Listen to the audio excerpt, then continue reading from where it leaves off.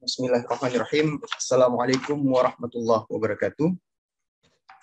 Alhamdulillah, alhamdulillahirabbil alamin. Wassalatu wassalamu ala asyrafil anbiya'i wal mursalin wa ala alihi wa ashabihi ajma'in. Amma ba'du. Puji dan syukur atas kehadiran Allah Subhanahu wa taala, atas limpahan rahmat dan berkahnya sehingga kita dapat berkumpul pada kegiatan webinar pada hari ini. Kemudian tak lupa pula salawat beriringkan salam. Marilah kita sanjung sajikan kepada pangkuan alam Nabi besar Muhammad sallallahu alaihi wasallam. Para peserta webinar study case yang mulia, apa kabar semuanya? Mudah-mudahan selalu dalam keadaan sehat walafiat. Izinkanlah saya memperkenalkan diri terlebih dahulu. Nama saya Imam Muhajir. Saya ditunjuk sebagai MC pada kegiatan webinar pada hari ini. Baiklah, sebelum kita memulai acara, marilah sama-sama kita untuk berdoa di dalam hati masing-masing menurut dengan kepercayaan masing-masing. Berdoa di dalam hati dimulai.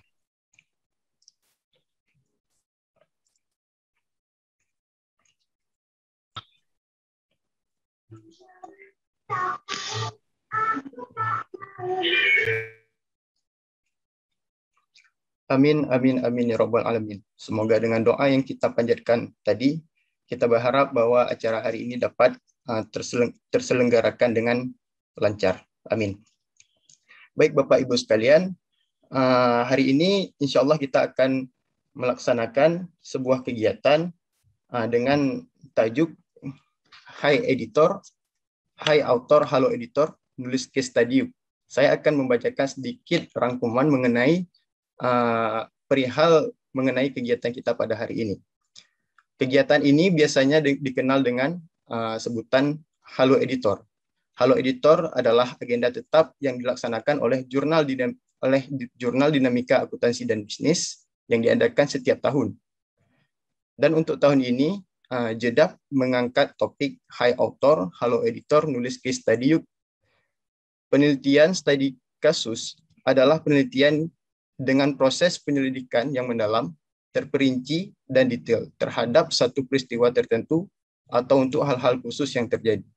Pada bidang akuntansi, penelitian studi kasus lebih memiliki peluang yang banyak untuk dapat dikembangkan, karena praktik akuntansi antara satu dan entitas dengan entitas lainnya sangat variatif, karena penelitian studi kasus mengamati fenomena dalam konteks kehidupan nyata, terutama jika fenomena dan konteksnya tidak dapat didefinisikan secara jelas. Pendekatan studi kasus paling terstruktur dibandingkan dengan pendekatan penelitian mainstream lainnya. Langkah-langkah penelitian terpetakan dengan baik dan kriteria pengukurannya jelas. Penelitian bersifat eksploratif sehingga hasil penelitian sering menakjubkan, baik untuk mengungkapkan kasus tunggal ataupun multiple. Menyadari begitu besarnya riset akuntansi yang dapat dilakukan dengan pendekatan studi kasus, maka dirasakan perlu memahami bagaimana penulisan studi kasus. Untuk standar publikasi yang dapat dipublikasikan pada jurnal baik jurnal nasional maupun jurnal internasional. Oleh karena itu, JEDAP mengundang para pemateri yang telah berhasil mempublikasikan artikelnya pada jurnal bereputasi secara internasional. Diharapkan setelah webinar ini, banyak peneliti Indonesia mahir menulis penelitian dengan pendekatan studi kasus. Adapun tujuan dari webinar pada hari ini adalah untuk memberikan pengetahuan bagaimana melakukan penelitian studi kasus bagi peneliti akuntansi atau peneliti bidang lain. Adapun manfaat yang diharapkan yaitu bertambahnya kemampuan menulis para peneliti, khususnya peneliti akuntansi, untuk menggunakan pendekatan studi kasus dalam melakukan penelitian. Sekian yang bisa saya sampaikan mengenai rangkuman yang akan kita laksanakan pada kegiatan pada hari ini. Baiklah kepada peserta sekalian, pada hari ini kita sudah berhadir Wakil Dekan 1 dari Fakultas Ekonomi dan Bisnis Universitas Syakuala, yaitu Ibu Dr. Darwanis. Kami harapkan kepada Ibu Dr. Darwanis untuk memberikan sedikit kata sambutan di kegiatan pada hari ini. Kepada Ibu Dr. Darwanis, kami persilakan dengan segala hormat.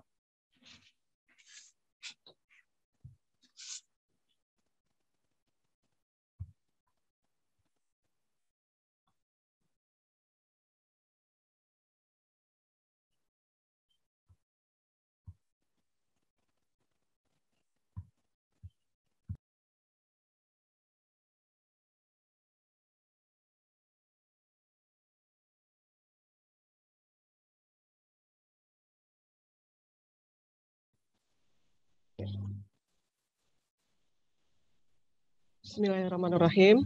Assalamualaikum warahmatullahi wabarakatuh. Allahumma shalli ala Sayyidina Muhammad wa ala Sayyidina Muhammad. Alhamdulillah, puji syukur kita panjatkan kehadirat Allah Subhanahu wa Ta'ala yang hari ini kita masih diberikan rahmat, berkah dan hidayat serta kesehatan sehingga bisa mengikuti acara webinar hari ini.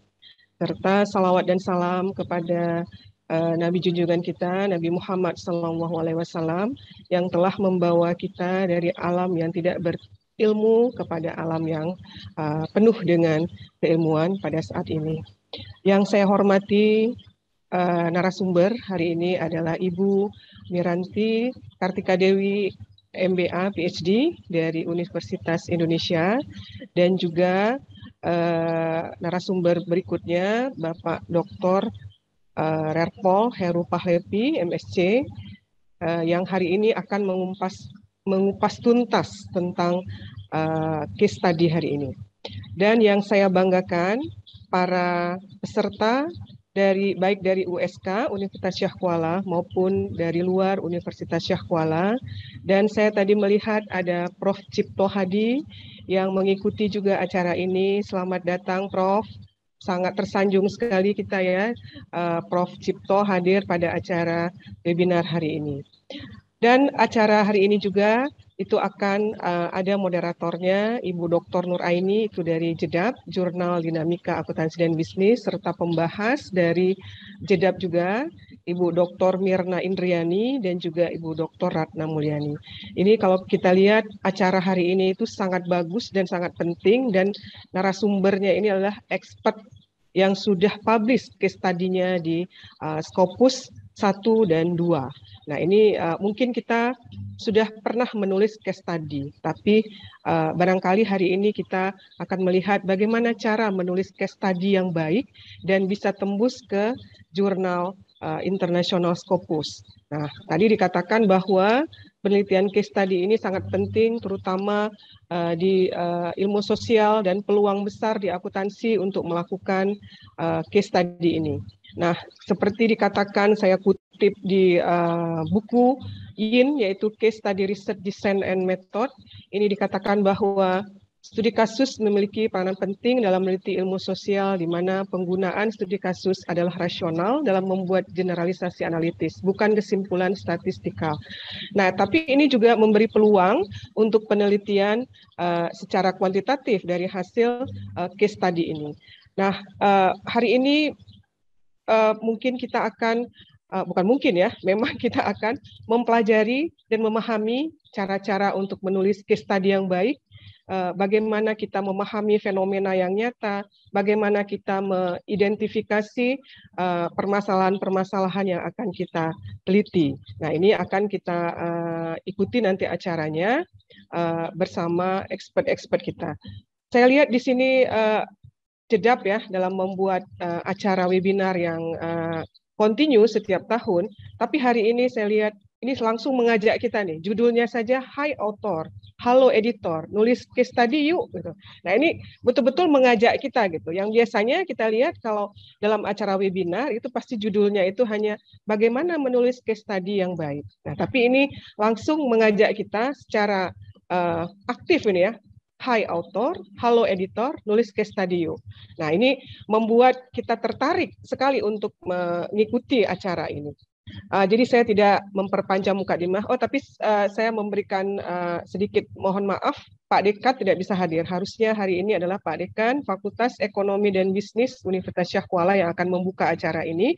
Tapi karena beliau ada kegiatan yang lain pada waktu yang sama sehingga diserahkan kepada saya. Jadi mohon maaf, sampai salam dari Pak Dekan Fakultas Ekonomi dan Bisnis Universitas Syah Kuala. Saya tidak memperpanjang mukadimah karena acara ini sangat penting dan akan kita segera mulai dengan mengucapkan Bismillahirrahmanirrahim. Webinar Hai Author, Halo Editor, nulis case study yuk saya buka. Semoga kita dapat mengikuti dengan lancar dan bisa memahami semua yang dikupas tuntas oleh expert pada hari ini. Jadi selamat mengikuti dan Terima kasih. Wassalamualaikum warahmatullahi wabarakatuh. Waalaikumsalam warahmatullahi wabarakatuh. Terima kasih atas sambutannya Ibu Dr. Darwanis. Selanjutnya, izinkanlah saya menyampaikan beberapa hal terkait hal-hal tertentu yang perlu diperhatikan pada webinar pada hari ini. Yang pertama, mengenai tata tertib yang harus kita patuhi, yang kira-kira harus kita patuhi ketika kegiatan ini sedang berlangsung. Di mana tata tertibnya yang pertama yaitu diharapkan kepada para peserta untuk menghidupkan kamera selama kegiatan berlangsung, dan diharapkan kepada para peserta untuk memasang background tema yang telah disediakan oleh panitia. Background telah disediakan oleh panitia di grup WhatsApp, silahkan di-download. Kemudian diharapkan kepada para peserta untuk mematikan mic selama kegiatan berlangsung.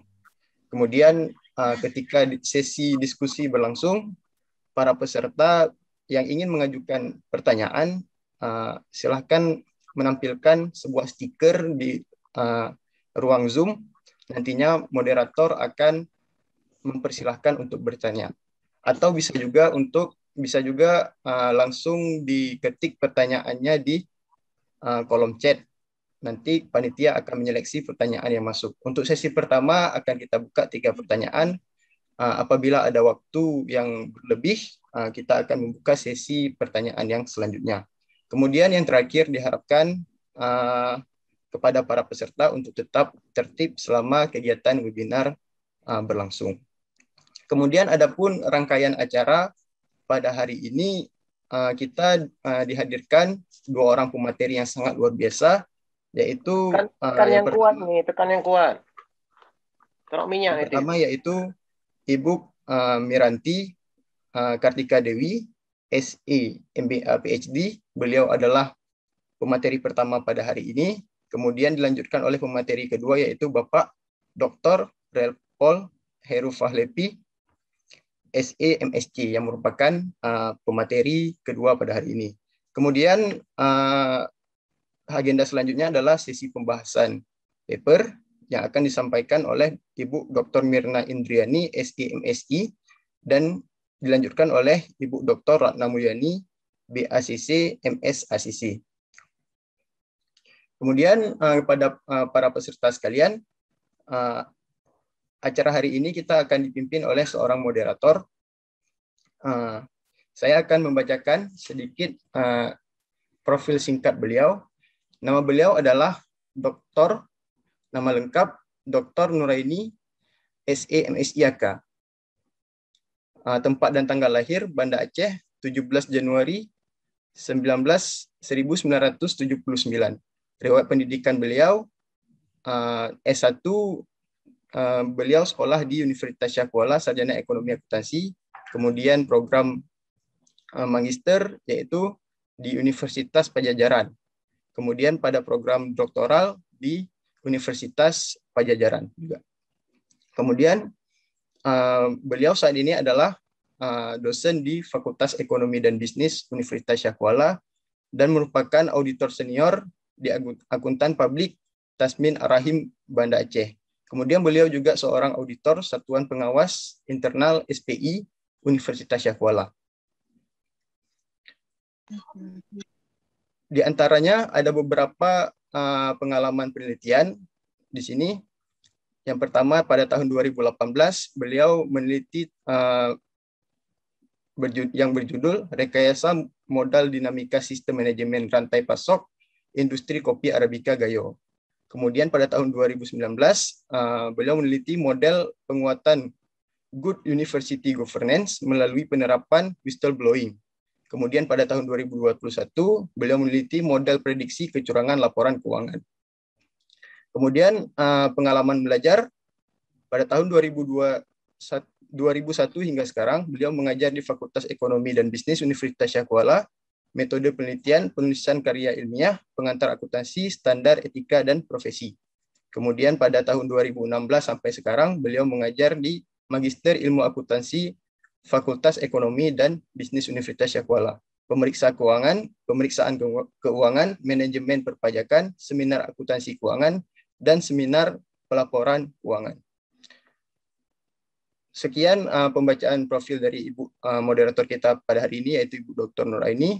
Baiklah, untuk mempersingkat waktu, langsung saja kita mempersilahkan Ibu Dr. Nuraini untuk mengambil alih acara kegiatan webinar pada hari ini. Kepada Ibu Dr. Nuraini kami persilahkan dengan segala hormat.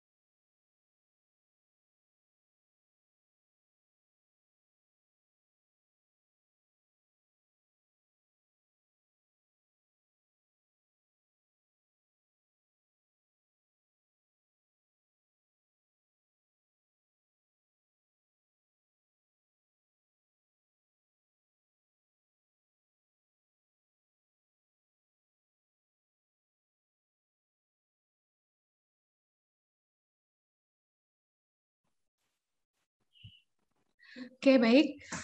Bismillahirrahmanirrahim. Assalamualaikum warahmatullahi wabarakatuh. Selamat datang kepada para penulis case study hari ini. Apa kabar semua? Sehat? Baik, puji dan syukur mari kita panjatkan kepada Nabi besar Muhammad SAW. Kemudian kita juga harus mengucapkan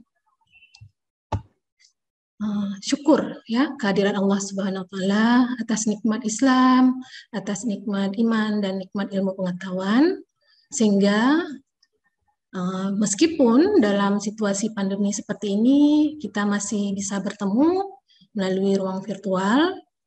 Jadi saya rasa meskipun di dalam situasi pandemi tidak ada batasan ruang dan waktu bagi kita untuk bisa bertemu. Para pemateri bisa berada di mana saja, ya. Kita bisa bertemu hari ini di ruang virtual. Selanjutnya, selawat dan salam kita sanjung sajikan kepada pangkuan besar Nabi besar Muhammad SAW. Baik, Bapak dan Ibu. Senang sekali hari ini saya dipercaya menjadi moderator dalam acara rutin Jurnal Dinamika Akuntansi dan Bisnis, yaitu Halo Editor. Jadi Jurnal Jedap itu punya acara rutin yaitu Halo Editor. Ya, dalam hari ini kita punya topik yaitu nulis case study. Ya. Baik, sebelumnya saya mengucapkan penghormatan kepada Ibu Wakil Dekan 1 Bidang Akademik, Ibu Dr. Roda Ruanis, SE MSc AKSIE. Apa kabar Ibu, sehat? Kemudian ucapan penghormatan saya juga kepada Bapak Ketua Jurusan Ekonomi Akuntansi, Bapak Heru Falevi. Apa kabar Pak Heru, sehat? Kemudian kepada Bapak dan Ibu pemateri, ya, kita alhamdulillah hari ini punya 2 orang pemateri yang cukup kompeten ya dan handal dalam tulisan-tulisan beliau di bidang case study. Saya akan memperkenalkan 2 orang pemateri kita yang sangat handal dan sangat berpengalaman di bidang nulis case study. Bahkan tulisan kedua pakar ini telah dipublikasikan di berbagai jurnal internasional bereputasi, Scopus Q1 dan Q2. Baik, yang pertama itu adalah Ibu Miranti Kartika Dewi, SE MBA PhD. Selamat berjumpa Bu Miranti, salam kenal. Apa kabar? Alhamdulillah, terima kasih Bu Nur Aini. Assalamualaikum warahmatullahi wabarakatuh. Senang sekali saya bisa berkomunikasi ya melalui Zoom ini dengan Ibu Miranti. Ya, saya rasa tidak ada yang belum mengenal sosok Ibu Miranti. Ya, beliau adalah pakar dalam Islamic Finance dan Islamic Accounting. Kemudian narasumber kita yang kedua adalah Bapak Dr. Heru Pahlevi, SE, MSc. Apa kabar Pak Heru, sehat?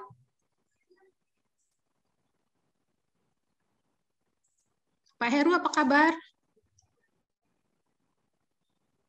Belum kedengaran suara Pak Heru. Oke. Beliau adalah Ketua Jurusan Ekonomi Akuntansi, Fakultas Ekonomi dan Bisnis Universitas Syakuala, dan juga merupakan editor-in-chief Jurnal Dinamika Akuntansi dan Bisnis. Jadi sama seperti Ibu Miranti, maka Pak Heru juga sangat kental dalam kualitatifnya di bidang sektor publik ya.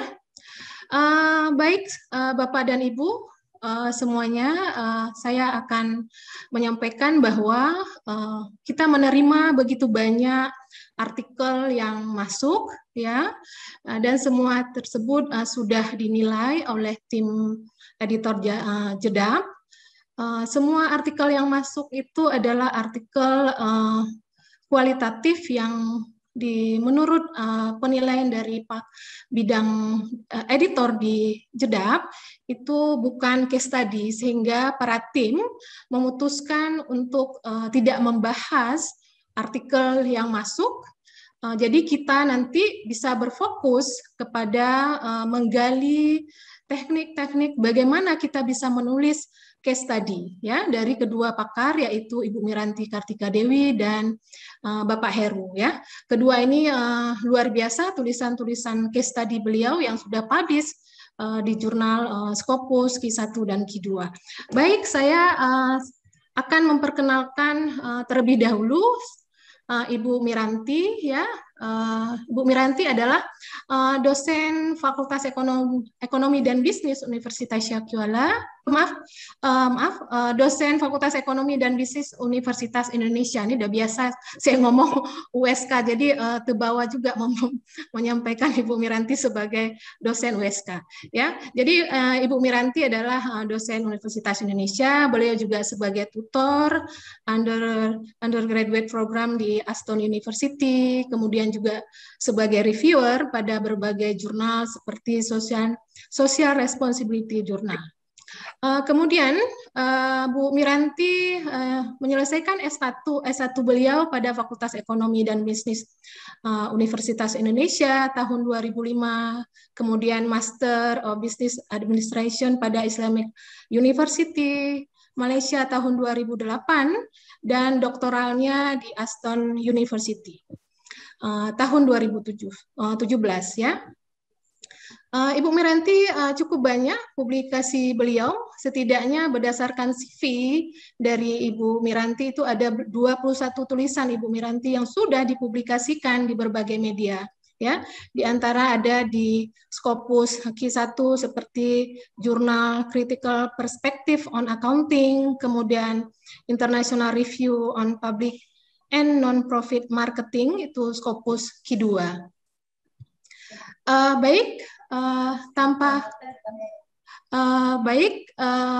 Tanpa memperpanjang, saya menyampaikan tentang CV Ibu Miranti.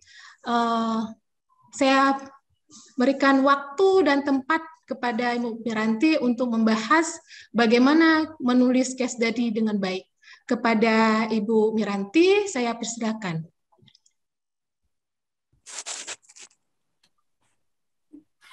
Terima kasih banyak Bu Nur Aini telah memberikan pengantar. Bismillah, Assalamualaikum warahmatullahi wabarakatuh.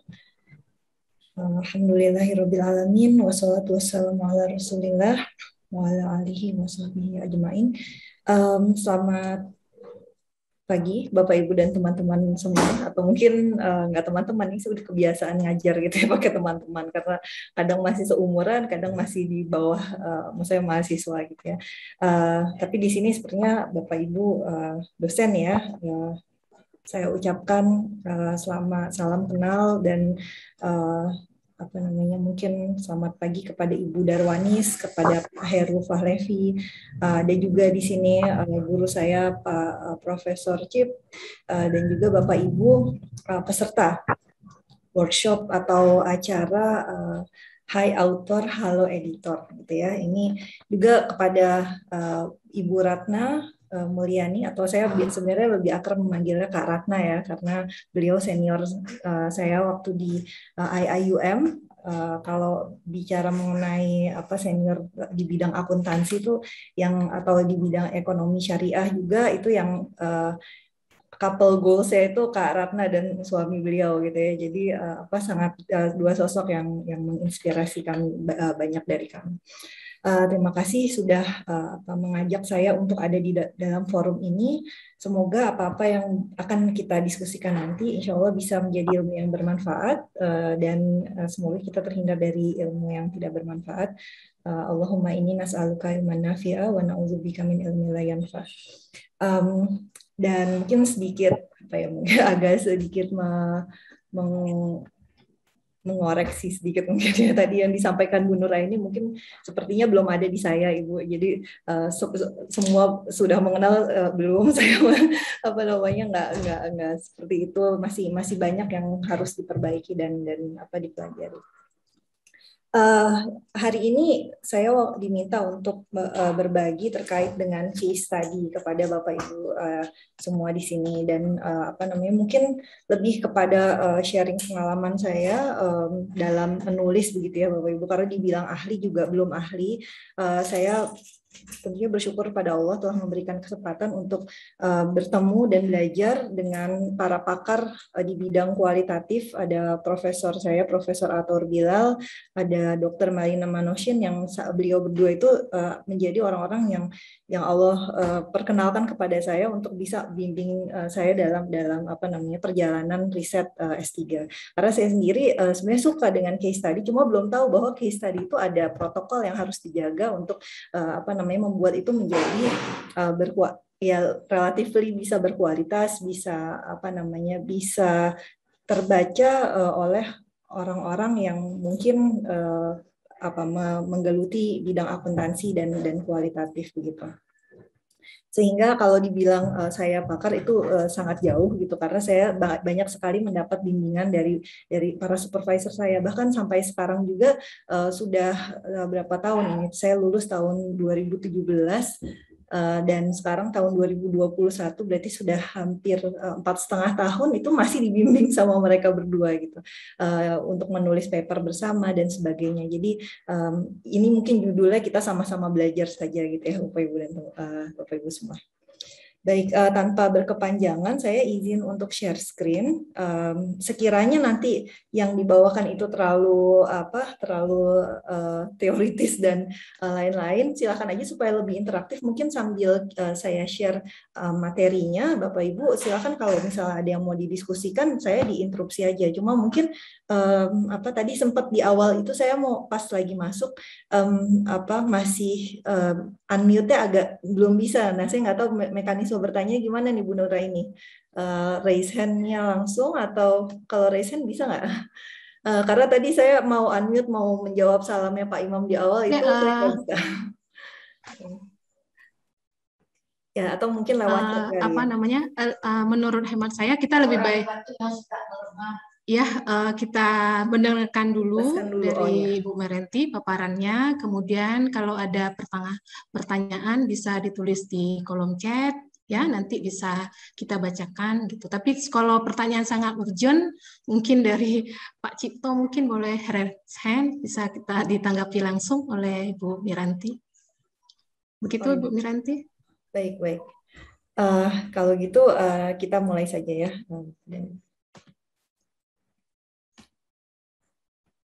Oke, apakah sudah terlihat Bapak Ibu untuk slide saya? Sudah.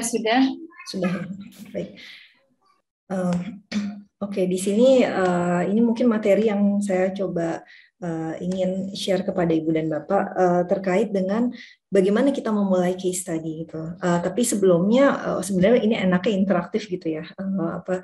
Tentang apa yang sudah ada di benak Ibu dan Bapak semua pada saat kita bicara mengenai case study. Apakah case study itu adalah semata-mata metode riset atau case study ini bisa juga untuk mengajar gitu ya, karena nanti kecenderungan ke depannya juga proses pengajaran itu banyak yang menggunakan case study, tapi bukan case study untuk pengajaran yang akan kita bahas di sini gitu. Itu ada kasus ada metodenya lagi dan cara penulisannya pun beda lagi. Saat ini saya sedang alhamdulillah diberikan kesempatan untuk ikut ke program masterclass case study untuk teaching method yang diselenggarakan oleh Emerald. Nah, Ibu dan Bapak, saya nggak tahu apakah sudah ada juga dari Unsyah yang bergabung di workshop tersebut. Tapi ke depan itu kalau nggak salah ada deadline-nya tanggal 30 November itu ada case study competition untuk Indonesian authors gitu ya. Itu terkait dengan teaching method gitu. Ini yang mau kita bahas sekarang ini adalah case study untuk research method. Jadi ini menurut saya penting untuk kita klarifikasi di awal karena sama-sama namanya case study, tapi karena kalau misalnya kita tujukan untuk research itu berbeda dengan kalau kita tujukan untuk teaching gitu. Jadi kayak misalnya yang banyak dibahas di kelas, saya nggak tahu kalau di Unsyah sudah menerapkan metode case study untuk pengajaran juga atau belum. Seperti yang banyak kalau di akuntansi dan bisnis itu kita kalau di FEBUI kami biasa mengambil dari case yang ada di Harvard Business School Publishing gitu, itu banyak beragam. Nah, tapi bukan itu yang akan kita bahas saat ini, Ibu dan Bapak, tapi kita akan bahas terkait dengan riset gitu, karena tujuan dari case study ini adalah nanti semoga bisa didiseminasikan di berbagai jurnal ilmiah. Dan syukur lagi kalau misalnya kita bisa berkesempatan untuk berbagi ilmu kita di outlet yang lebih internasional dan lebih berdampak begitu. Saya mungkin ini kalau misalnya terlalu dasar, saya mohon maaf ya Ibu dan Bapak karena memang masih dasar ilmu saya di sini. Baru pada saat S3 itu awalnya saya mau ambil multiple case study gitu ya Ibu dan Bapak ya. Tapi mungkin profesor saya melihat kondisi saya juga yang kesana bersama keluarga nih kayaknya kalau terlalu terlalu neko-neko gitu nih nggak selesai-selesai gitu ya. Jadi beliau alhamdulillah fokuskan udah satu aja tapi dalam begitu. Nah, kedalaman itulah yang saya baru pahami pada saat saya menjalani proses penelitiannya. Jadi tadi sepakat dengan Ibu Wakil Dekan yang tadi sudah menyebutkan ya perihal apa itu definisi case study dan beliau juga sangat relevan.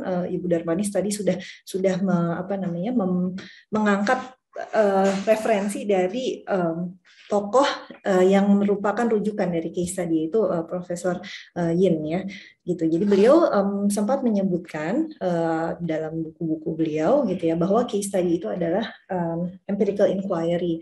Jadi ini adalah studi empiris ya Ibu dan Bapak. Kadang-kadang saya bicara di beberapa forum diskusi begitu. Ada mindset yang terbangun bahwa case study atau studi yang dikatakan empiris itu hanya studi kuantitatif. Padahal tidak demikian gitu. Jadi case study pun bisa kita katakan studi yang sifatnya itu empiris begitu. Karena didukung berbasis pada data bukan hanya pada cerita deskriptif yang tidak berdasar begitu. Jadi tetap ada empirical inquiry dan tetap ada mungkin semacam inisiatif untuk menjaga reliability dan validity dari studi kita gitu. Jadi bukan hanya sekedar cari data terus dia gitu dideskripsikan tanpa ada kaitannya dengan teori dan sebagainya, itu nggak seperti itu. Nah, makanya kenapa orang mungkin ya, nggak salah juga mungkin kebanyakan orang berpendapat bahwa case study itu kurang reliable, kurang akademis gitu ya, terlalu simple gitu metodenya, mungkin karena case study yang tersebar di kebanyakan di kebanyakan publikasi gitu ya, apalagi yang mungkin belum terlalu belajar mengenai bagaimana protokol case study itu cenderung menggampangkan karakteristik dari case study itu sendiri yang sebenarnya penuh dengan hal-hal yang perlu dijaga juga. Nah, itu nanti kita akan coba ini akan coba bahas. Dan ini case study itu banyak menginvestigasi mengenai contemporary phenomenon atau fenomena yang kekinian, Ibu dan Bapak. Jadi menarik banget sebenarnya belajar case study atau meneliti dengan case study karena kita sering belajar dengan sesuatu yang baru. Gitu. Jadi waktu itu saya belajar mengenai pada saat saya riset S3 itu saya mengambil tentang akuntabilitas untuk organisasi nirlaba. Gitu. Jadi awalnya akuntabilitas yang mau saya angkat itu bagaimana kaitannya dengan kepercayaan orang gitu. Jadi kalau apakah laporan-laporan keuangan yang diberikan oleh organisasi nirlaba itu berpengaruh terhadap kepercayaan mereka untuk bisa berdonasi, untuk bisa berkontribusi kepada organisasi nirlaba. Tapi ternyata isu tentang accountability untuk untuk terkait dengan donor itu udah banyak banget yang bahas di literatur. Jadi kebaruannya itu nggak ada. Makanya waktu itu supervisor saya menyarankan coba kamu angkat gitu ya, karena beliau udah banyak baca dan senior saya ada yang beliau juga mengangkat mengenai NGO accountability, mengatakan bahwa yang sekarang banyak dibahas itu adalah beneficiary accountability, bagaimana NGO yang awalnya ada untuk mereka mau melayani beneficiary, dalam hal ini NGO kemanusiaan ya Ibu dan Bapak, itu mereka bisa bertanggung jawab kepada misi mereka awalnya untuk melayani beneficiary. Jadi memang itu belum terlalu banyak dibahas di literatur Ibu dan Bapak. Bahkan definisi dari beneficiary accountability itu apa, itu belum terlalu jelas juga. Gitu. Nah, jadi itu yang menjadi karakteristik unik dari case study. Maka kalau misalnya case study dibilang nggak ada novelty-nya, itu perlu dipertanyakan Ibu dan Bapak. Karena nggak memenuhi definisi ini nih. Gitu. Jadi biasanya kenapa seseorang atau satu peneliti itu memberikan atau menjalankan penelitian dengan berbasis case study, itu karena memang mereka ingin meneliti sesuatu yang baru, yang datanya tuh kalau untuk dilakukan regresi dan sebagainya itu nggak cukup gitu. Atau bahkan kalau misalnya untuk diberlakukan dengan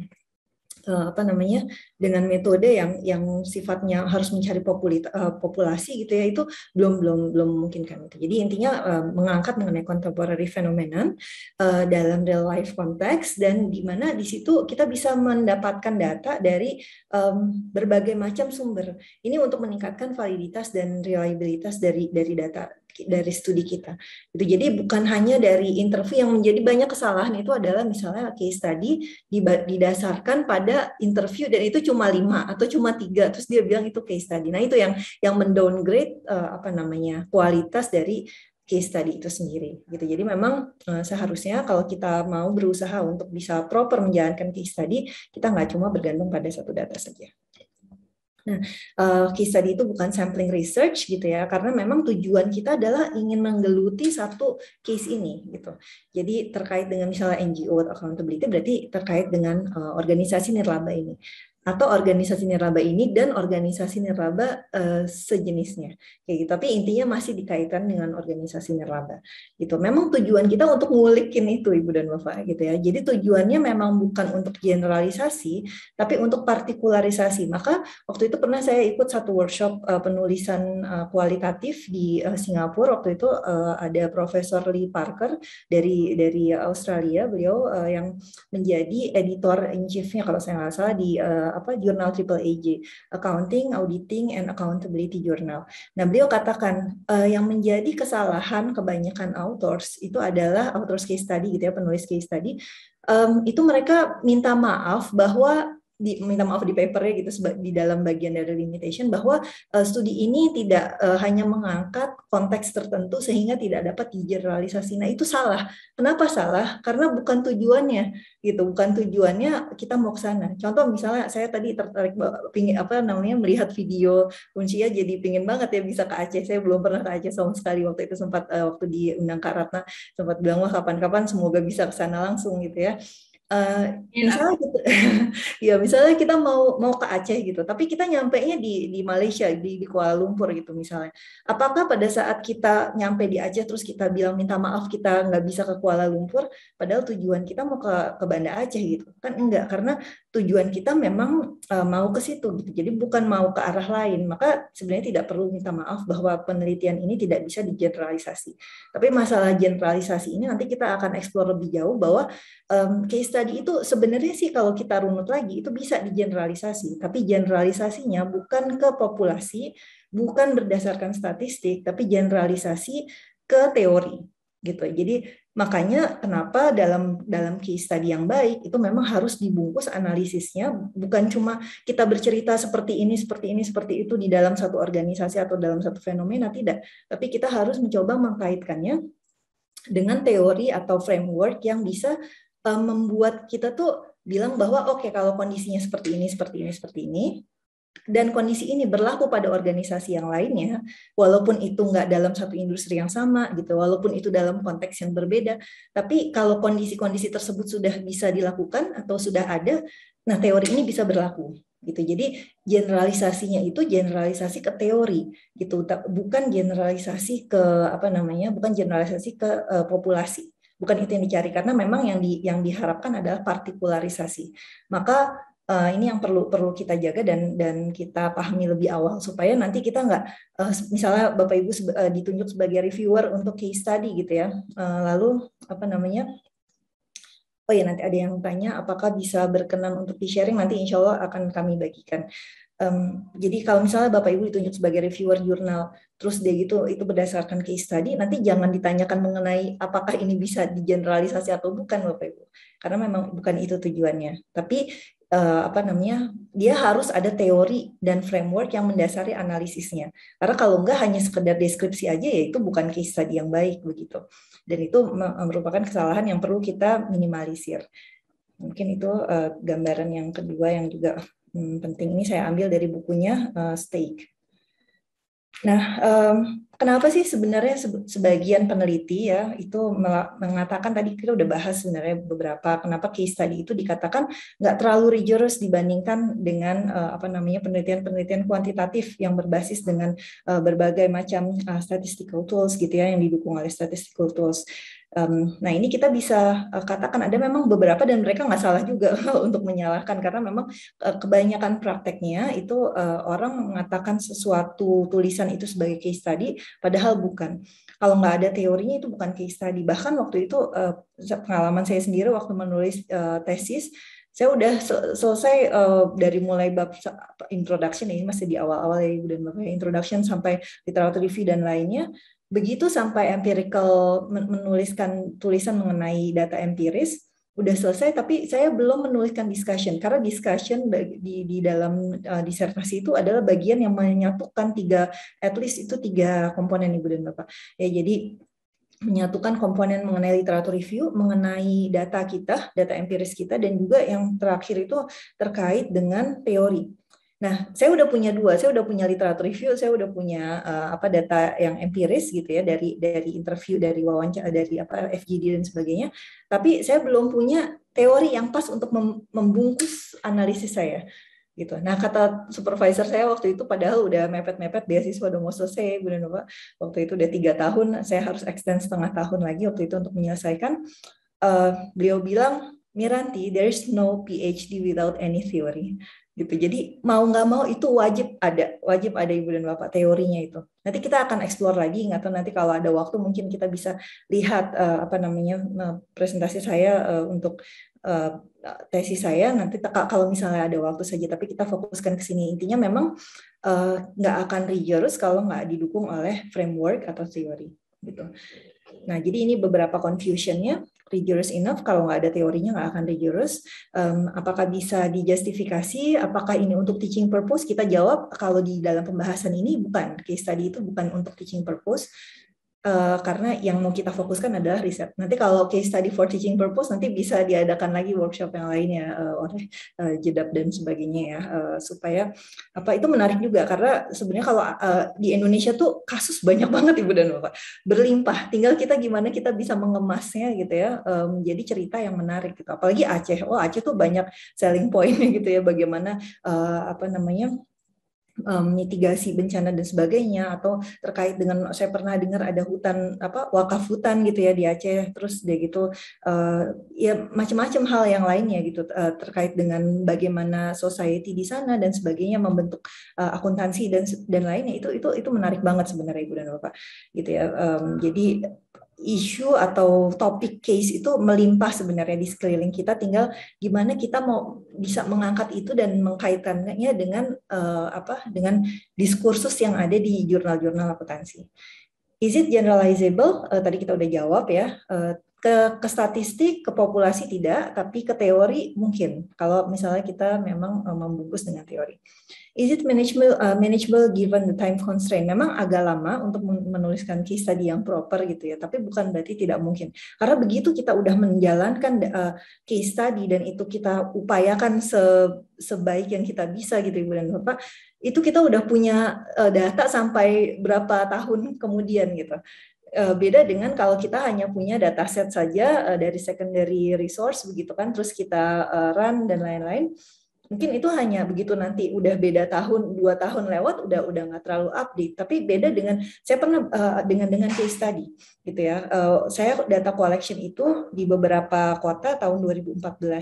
Terus sampai sekarang saya masih istilahnya yang mengembangkan apa-apa yang ada di apa yang sudah saya cari, walaupun nantinya ada sebagian yang harus dikonfirmasi ulang apakah masih demikian atau enggak, ada yang harus ditambah datanya dan sebagainya. Tapi artinya apa yang masuk ke dalam tesis saya mungkin itu nggak sampai 50% dari data saya. Apa yang masuk ke dalam jurnal yang alhamdulillah ada di AAAG, ada di CPA, ada di Journal of Non-Profit marketing gitu ya, karena mengangkat tentang sosial media. Itu nggak lebih dari setengahnya lagi gitu, setengahnya lagi dari tesis saya gitu, atau dari ya pokoknya kecil yang digunakan itu masih sedikit Ibu dan Bapak. Di dalam Excel saya itu ya yang sudah di coding dan lainnya itu masih banyak yang masih bisa dioptimalisasi sebenarnya kalau masih tertarik gitu ya, karena kan kadang-kadang kita punya kejenuhan juga. Nah sekarang ini saya sedang bersama Ibu Desi Adariani, salah satu kolega saya dan senior saya yang beliau juga mentor. Kami sedang meneliti tentang circular economy dan kaitannya dengan akuntansi. Itu juga menarik Ibu dan Bapak, isu yang baru yang juga belum terlalu banyak dibahas begitu. Nah, memang secara kita intinya memang harus menginvestasikan waktu. Waktu itu penelitian saya 3 bulan untuk data collection, tapi untuk mentranskrip sendiri 46 wawancara tidak dibantu orang gitu ya, itu menghabiskan waktu beberapa bulan gitu, karena karena memang ya sendiri dan sambil nyambi-nyambi yang lainnya pekerjaan domestik ya Ibu dan Bapak ya. Tapi begitu kita dapat datanya, itu berlimpah yang bisa kita kerjakan kalau kita masih mau komitmen gitu ya. Jadi tergantung memang kalau untuk skripsi yang mungkin hanya 3-4 bulan selesai ya, ekspektasi kita harus dikelola memang. Mungkin nggak seproper kalau kita benar-benar penelitian untuk S3 gitu atau untuk hibah dan sebagainya. Is it comparable? Mungkin secara itu bisa comparable kalau misalnya dengan konteks yang sejenis atau dengan teori yang sejenis gitu, yang kira-kira memang masuk. Nah, kurang lebih seperti itu yang beberapa misconception gitu ya tentang case study. Yang berikutnya, kapan kita pakai case study? Intinya di area yang baru, yang belum banyak diteliti, yang data-data sekundernya juga masih belum terlalu tersedia, dan teori yang ada itu belum terlalu menjelaskan gitu. Nah itulah saat kita menggunakan case study. Jadi seru sebenarnya karena yang kita bahas tuh fenomena-fenomena yang masih baru-baru gitu. Jadi kita belajarnya lebih banyak yang baru. Gitu. Case study research itu useful kalau kita ingin menanyakan mengenai how and why questions yang kita nggak bisa tanya itu di dalam kuesioner, kayak gitu. Karena kuesioner kan sifatnya hanya satu arah begitu ya. Nah sementara kalau how and why itu kan kita mesti duduk bersama, terus kita bertanya gitu kan, ini bagaimana, ini mengapa, itu kan membutuhkan pertanyaan jawaban yang panjang gitu dari narasumbernya.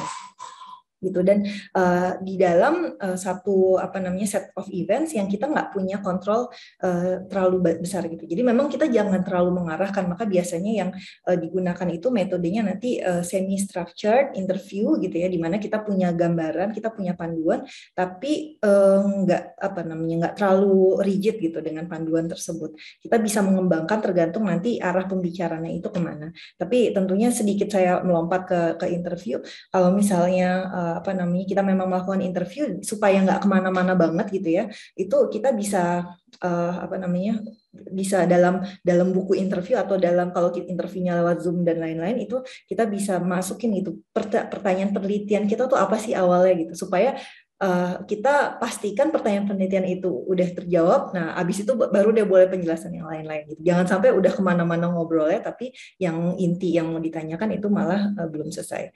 Nah, jadi intinya dari semua itu adalah case study research itu bisa di mix antara kuantitatif dan kualitatif, dan biasanya menggunakan banyak data supaya lebih terjaga tadi validitas dan reliability-nya. Di antaranya ini interview, observasi, atau documentary analysis, ada juga focus group discussion. Bisa menggunakan kasus yang satu atau beberapa, tapi jangan terlalu banyak juga supaya kita bisa supaya nggak kehilangan fokus gitu, Ibu dan Bapak. Nah, ini tadi beberapa kali saya sempat menyebutkan mengenai isu validity dan reliability. Jadi kita bisa flashback Ibu dan Bapak ya ke jurnal Accounting, Auditing, and Accountability Journal. Dia di volume 1 isu pertama di halaman 34-54 ini, Jill McKinnon, kalau nggak salah beliau itu salah satu profesor di akuntansi juga, beliau sudah menjelaskan gitu di jurnal AAAJ ini bahwa pada saat seseorang itu ingin atau seorang peneliti itu ingin melakukan studi kualitatif, case tadi memang lebih banyak kualitatif, walaupun tidak menutup kemungkinan ada kuantitatif juga berbasis pada kuesioner ya Ibu dan Bapak ya. Nah, tapi intinya itu harus menjaga dua isu ini, bahwa validity dan reliability itu nggak bisa dikesampingkan gitu Ibu dan Bapak, nggak bisa dikompromisasikan, walaupun itu di field research yang berbasis tadi interview, FGD dan sebagainya, itu observasi.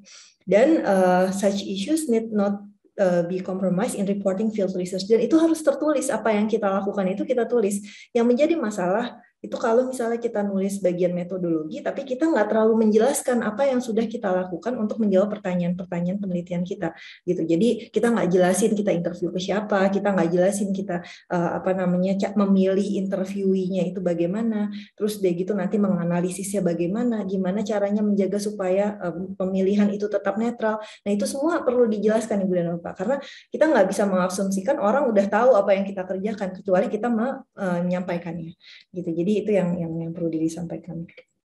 Dan Profesor Lee Parker juga beliau menjelaskan bahwa validity itu berdasarkan referensi-referensi ini dijelaskan bahwa validity itu mencakup dua hal. Dia autentik, memang kita benar-benar pernah ke sana, makanya kita datang langsung untuk meneliti atau menginterview langsung gitu ya. Dan ada credible theoretical insight yang kita gunakan untuk menjelaskan hasil temuan kita tadi gitu. Jadi tanpa teori nggak akan jadi case study yang bagus. Nah, reliability itu cukup datanya. Makanya biasanya kalau misalnya dikatakan ini case study, dia bilang itu case study. Terus dia gitu cuma 3 interviewee, ya itu susah gitu untuk kita bisa meloloskan artikel seperti itu Ibu dan Bapak. Itu kayak mengunderestimate kualitas case study lah kalau nulisnya seperti itu gitu. Jadi itulah yang membuat kadang-kadang sebagian pihak itu mengatakan case study itu nggak reliable gitu. Nah, ini kalau Ibu dan Bapak ingin menulis dengan case study dan ingin publikasi di jurnal internasional terdampak, ini ada beberapa outlet yang bisa menjadi pilihan Ibu dan Bapak. Nah, jadi yang pertama ini saya ambil dari karyanya Profesor Alan Lowe dan John Locke. Beliau ini Profesor Allen tuh dulu salah satu kepala departemen akuntansi di Aston waktu saya baru masuk, digantikan oleh Profesor Ator Bilal. Dan beliau menuliskan di situ bahwa kalau mau milih itu CPA itu termasuk welcome terhadap case study atau kualitatif ya. AAAJ juga, AOS, Accounting Organization and Society itu juga termasuk. Tapi Ibu dan Bapak jangan kirimin jurnal case study ke jurnal-jurnal yang ini, Journal of Accounting Research kayak gitu kan ya. Itu ya susah kalau untuk kita masukin ke sini karena mereka itu lebih ke mazhab tahapnya itu functionalist positivis gitu. Jadi agak-agak sulit gitu. Makanya kalau yang mau dilihat mungkin di sekitar ini, dan ini jurnal-jurnal yang A and 4 star jurnal. Mereka biasanya kalau di Inggris itu nggak pakai urutan Scopus gitu, karena bahkan bingung Scopus itu apa gitu kan. Kalau di Belanda mungkin mereka tahu karena Elsevier kan dari sana ya. Tapi kalau Scopus itu bukan mainan mereka gitu Ibu dan Bapak. Jadi nggak terlalu peduli mereka masuk Scopus atau enggak, tapi yang penting ada nggak listnya di ABS ranking gitu, atau ABDC gitu kan, Australian Business Council Journalist gitu kan. Itu yang mereka gunakan.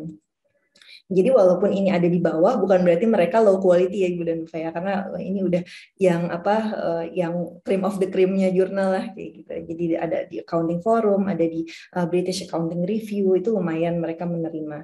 Atau financial and accounting, saya lupa nih form itu apa, tapi ya semacam itulah di bidang akuntansi. Itu mungkin sebagian yang ini. Yang berikutnya kita lanjutkan. Waktu saya sampai jam berapa ya? 40 menit kalau nggak salah ya? Ini.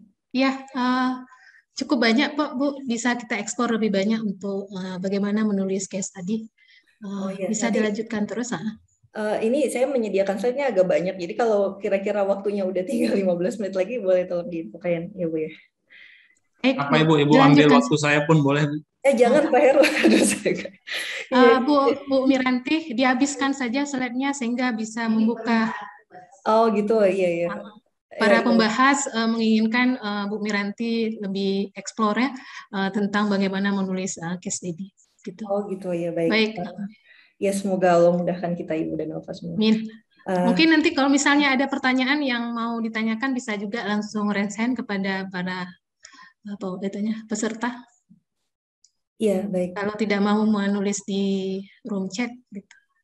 Ya, nanti dilanjutkan Bu Miranti. Baik. Karena tadi saya lihat di chat sudah banyak pertanyaan-pertanyaan yang diberikan oleh para peserta hari ini. Ya, sepertinya sangat menarik. Saya pun terkesima dengan Bu Miranti. Masya Allah. Ya, silakan jadi Bu Miranti. Ya, ini sifatnya berbagi aja, karena kadang-kadang saya kalau sama kalau ngajar di kelas itu juga suka ini kayak udah terlalu terhanyut gitu ya. Karena ini jalanin sendiri, jadi kayak ceritanya tuh bisa banyak gitu. Nah ini mungkin juga kelemahan orang-orang yang meneliti case study research, terlalu banyak cerita Ibu gitu ya. Cuma ya gitulah ini. Kita lanjut aja. Jadi ini ada beberapa selesaikan aja slide-nya yang Ibu sampaikan tadi, cukup banyak. Silakan Bu Miranti. Semoga nggak terlalu berkepanjangan. Kita lanjutkan terkait dengan bagaimana tadi kita udah bahas mengenai motivasi untuk case study itu kapan kita gunakan. Kalau di why and how questions, kalau kita mau meneliti fenomena yang baru, kalau itu belum ada teori yang paling jelas menjelaskannya gitu ya. Nah, sekarang kita melihat terus kita meneliti di mana gitu ya. Bagaimana menyeleksi objeknya. Nah, ini kita bisa lanjutkan. Secara umum ada beberapa kriteria. Ini saya ambil dari jurnal ini, walaupun politik ya, tapi kita ambil aja frameworknya. Technique of case selection. Jadi pertama kita bisa ambil case yang merepresentasikan sampelnya gitu. Jadi mungkin kalau misalnya kayak di perbankan syariah, karena saya bidangnya itu di Islamic Finance gitu ya, salah satu passion saya di sana. Misalnya kita ambil terkait dengan bagaimana kita mau meneliti tentang taruhlah yang banyak yang banyak diteliti kan terkait dengan compliance gitu ya, bagaimana compliance kita ambil di Bank Syariah Indonesia gitu misalnya, atau bagaimana kesesuaian praktik akad tertentu gitu ya di bank apa gitu. Jadi harus ada representative sampel yang bisa menarik untuk diangkat gitu. Atau kita mungkin ambil kasus yang dia tuh agak-agak menstimulus diskusi mengenai teori lebih lanjut begitu. Jadi satu kasus yang dia tuh exceptional banget gitu. Jadi beda banget sama yang lainnya begitu. Atau mungkin dia kasus kegagalan gitu, itu juga bisa. Jadi ada macam-macam sebenarnya Ibu dan Bapak ya yang nanti bisa pelajari lebih lanjut di sini. Tapi biasanya yang saya ambil untuk menjadi studi kasus itu yang penting kita sendiri tuh penasaran sama case objek itu. Mungkin kita nggak usah terlalu detail ke ini ya, membahas satu persatu, ini akan agak membosankan mungkin ya. Ibu dan Bapak bisa membacanya langsung untuk kategori masing-masing. Tapi intinya gini, kita tuh suka nggak neliti itu, gitu. Kita tuh tertarik nggak untuk menggali lebih lanjut. Kalau misalnya kita nggak tertarik, atau misalnya sebenarnya menarik untuk mendalami lebih lanjut, tapi dia tuh kasus yang bikin kita tuh bisa bisa capek gitu menelitinya. Contoh misalnya ada studi kasus, waktu itu pernah saya dalam satu penelitian ya, itu membahas mengenai bagaimana akuntabilitas organisasi nirlaba ini setelah pulang ke Indonesia ya, tapi terkait dengan hubungannya dengan para politikus dan sebagainya. Jadi nelitinya tuh udah capek gitu, itu kurang terlalu banyak isu-isu yang nggak terlalu positif gitu. Jadi saya nggak terlalu involve lagi gitu di situ. Jadi karena memang masih awal-awal ya waktu itu, karena nggak terlalu passionate gitu. Maka cari yang Bapak Ibu dan Bapak Ibu semua itu memang semangat untuk menggali lebih jauh. Nah itu sebenarnya bisa memberikan kita motivasi ya Ibu dan Bapak ya, karena gini, kita nggak katakan meneliti itu pasti Ibu dan Bapak mungkin udah jauh lebih pengalaman dari saya ya. Kalau bagi saya sendiri meneliti itu aja udah suatu hal yang nggak bisa kita katakan mudah begitu. Jadi itu udah perlu ada energi. Nah jadi kita tuh harus punya, kalau kata Dr. Cordelia Mason yang mengajar case study untuk teaching ya, yang di Emerald itu, beliau bilang kita tuh kalau meneliti itu harus punya passion 130% di dalam case kita, 130% gitu. Nah nanti kalau misalnya motivasi itu turun, itu masih bisa 120%, 110%, masih 100%, masih 80%, masih lumayan. Tapi kalau dari awal aja kita udah nggak semangat, nah itu agak susah Ibu dan Bapak ya untuk kita bisa meneliti lebih lanjut. Jadi biasanya yang diambil tuh yang ekstrim, yang benar-benar ada sesuatu yang grand gitu kan, terkait dengan Bank Syariah Indonesia gimana kasus mergernya gitu, atau terkait dengan saya ambil waktu itu di aksi cepat tanggap ACT itu dengan dia organisasi yang masih dibilang mungkin dia cukup muda dibandingkan beberapa organisasi yang lebih awal lainnya, tapi kiprahnya udah sampai ke mancanegara, padahal orangnya juga nggak terlalu banyak juga secara manajemen gitu ya, tapi ternyata mereka volunteernya itu banyak. Itu yang saya gali di AAAJ gitu, bahwa kekuatan dari volunteer itu bisa mendukung satu organisasi nirlaba itu bisa lebih accountable terhadap beneficiary-nya. Gimana caranya? Nah itu ada di paper tersebut gitu. Tapi memang penjelasannya itu ada ceritanya, ada juga dibungkus dengan teori, dan itu saya kita masih harus banyak belajar mengenai memasukkan teori itu Ibu dan Bapak. Saya bersyukur alhamdulillah ada supervisor saya yang mereka banyak banget idenya gitu untuk bisa mengimprove paper tersebut gitu. Jadi ambil yang ekstrim, ambil yang influential gitu, ambil yang kira-kira kita ini kita tertarik. Nah ini hal-hal yang lainnya, bagaimana strategi kita untuk memilih single atau multiple case gitu ya. Kalau single case itu adalah misalnya ya ini case yang ekstrim gitu kan, case yang mungkin sebelumnya itu nggak bisa diakses gitu. Nah Ibu dan Bapak kalau punya akses ke sesuatu yang nggak pernah terblow up oleh literatur sebelumnya, itu pasti editor jurnal tuh tertarik, suka banget gitu. Ini kan kayak ibarat jualan ya Ibu dan Bapak ya. Kalau kita punya diferensiasi, produk kita ada diferensiasinya gitu ya, itu akan sangat menarik gitu di mata para editor.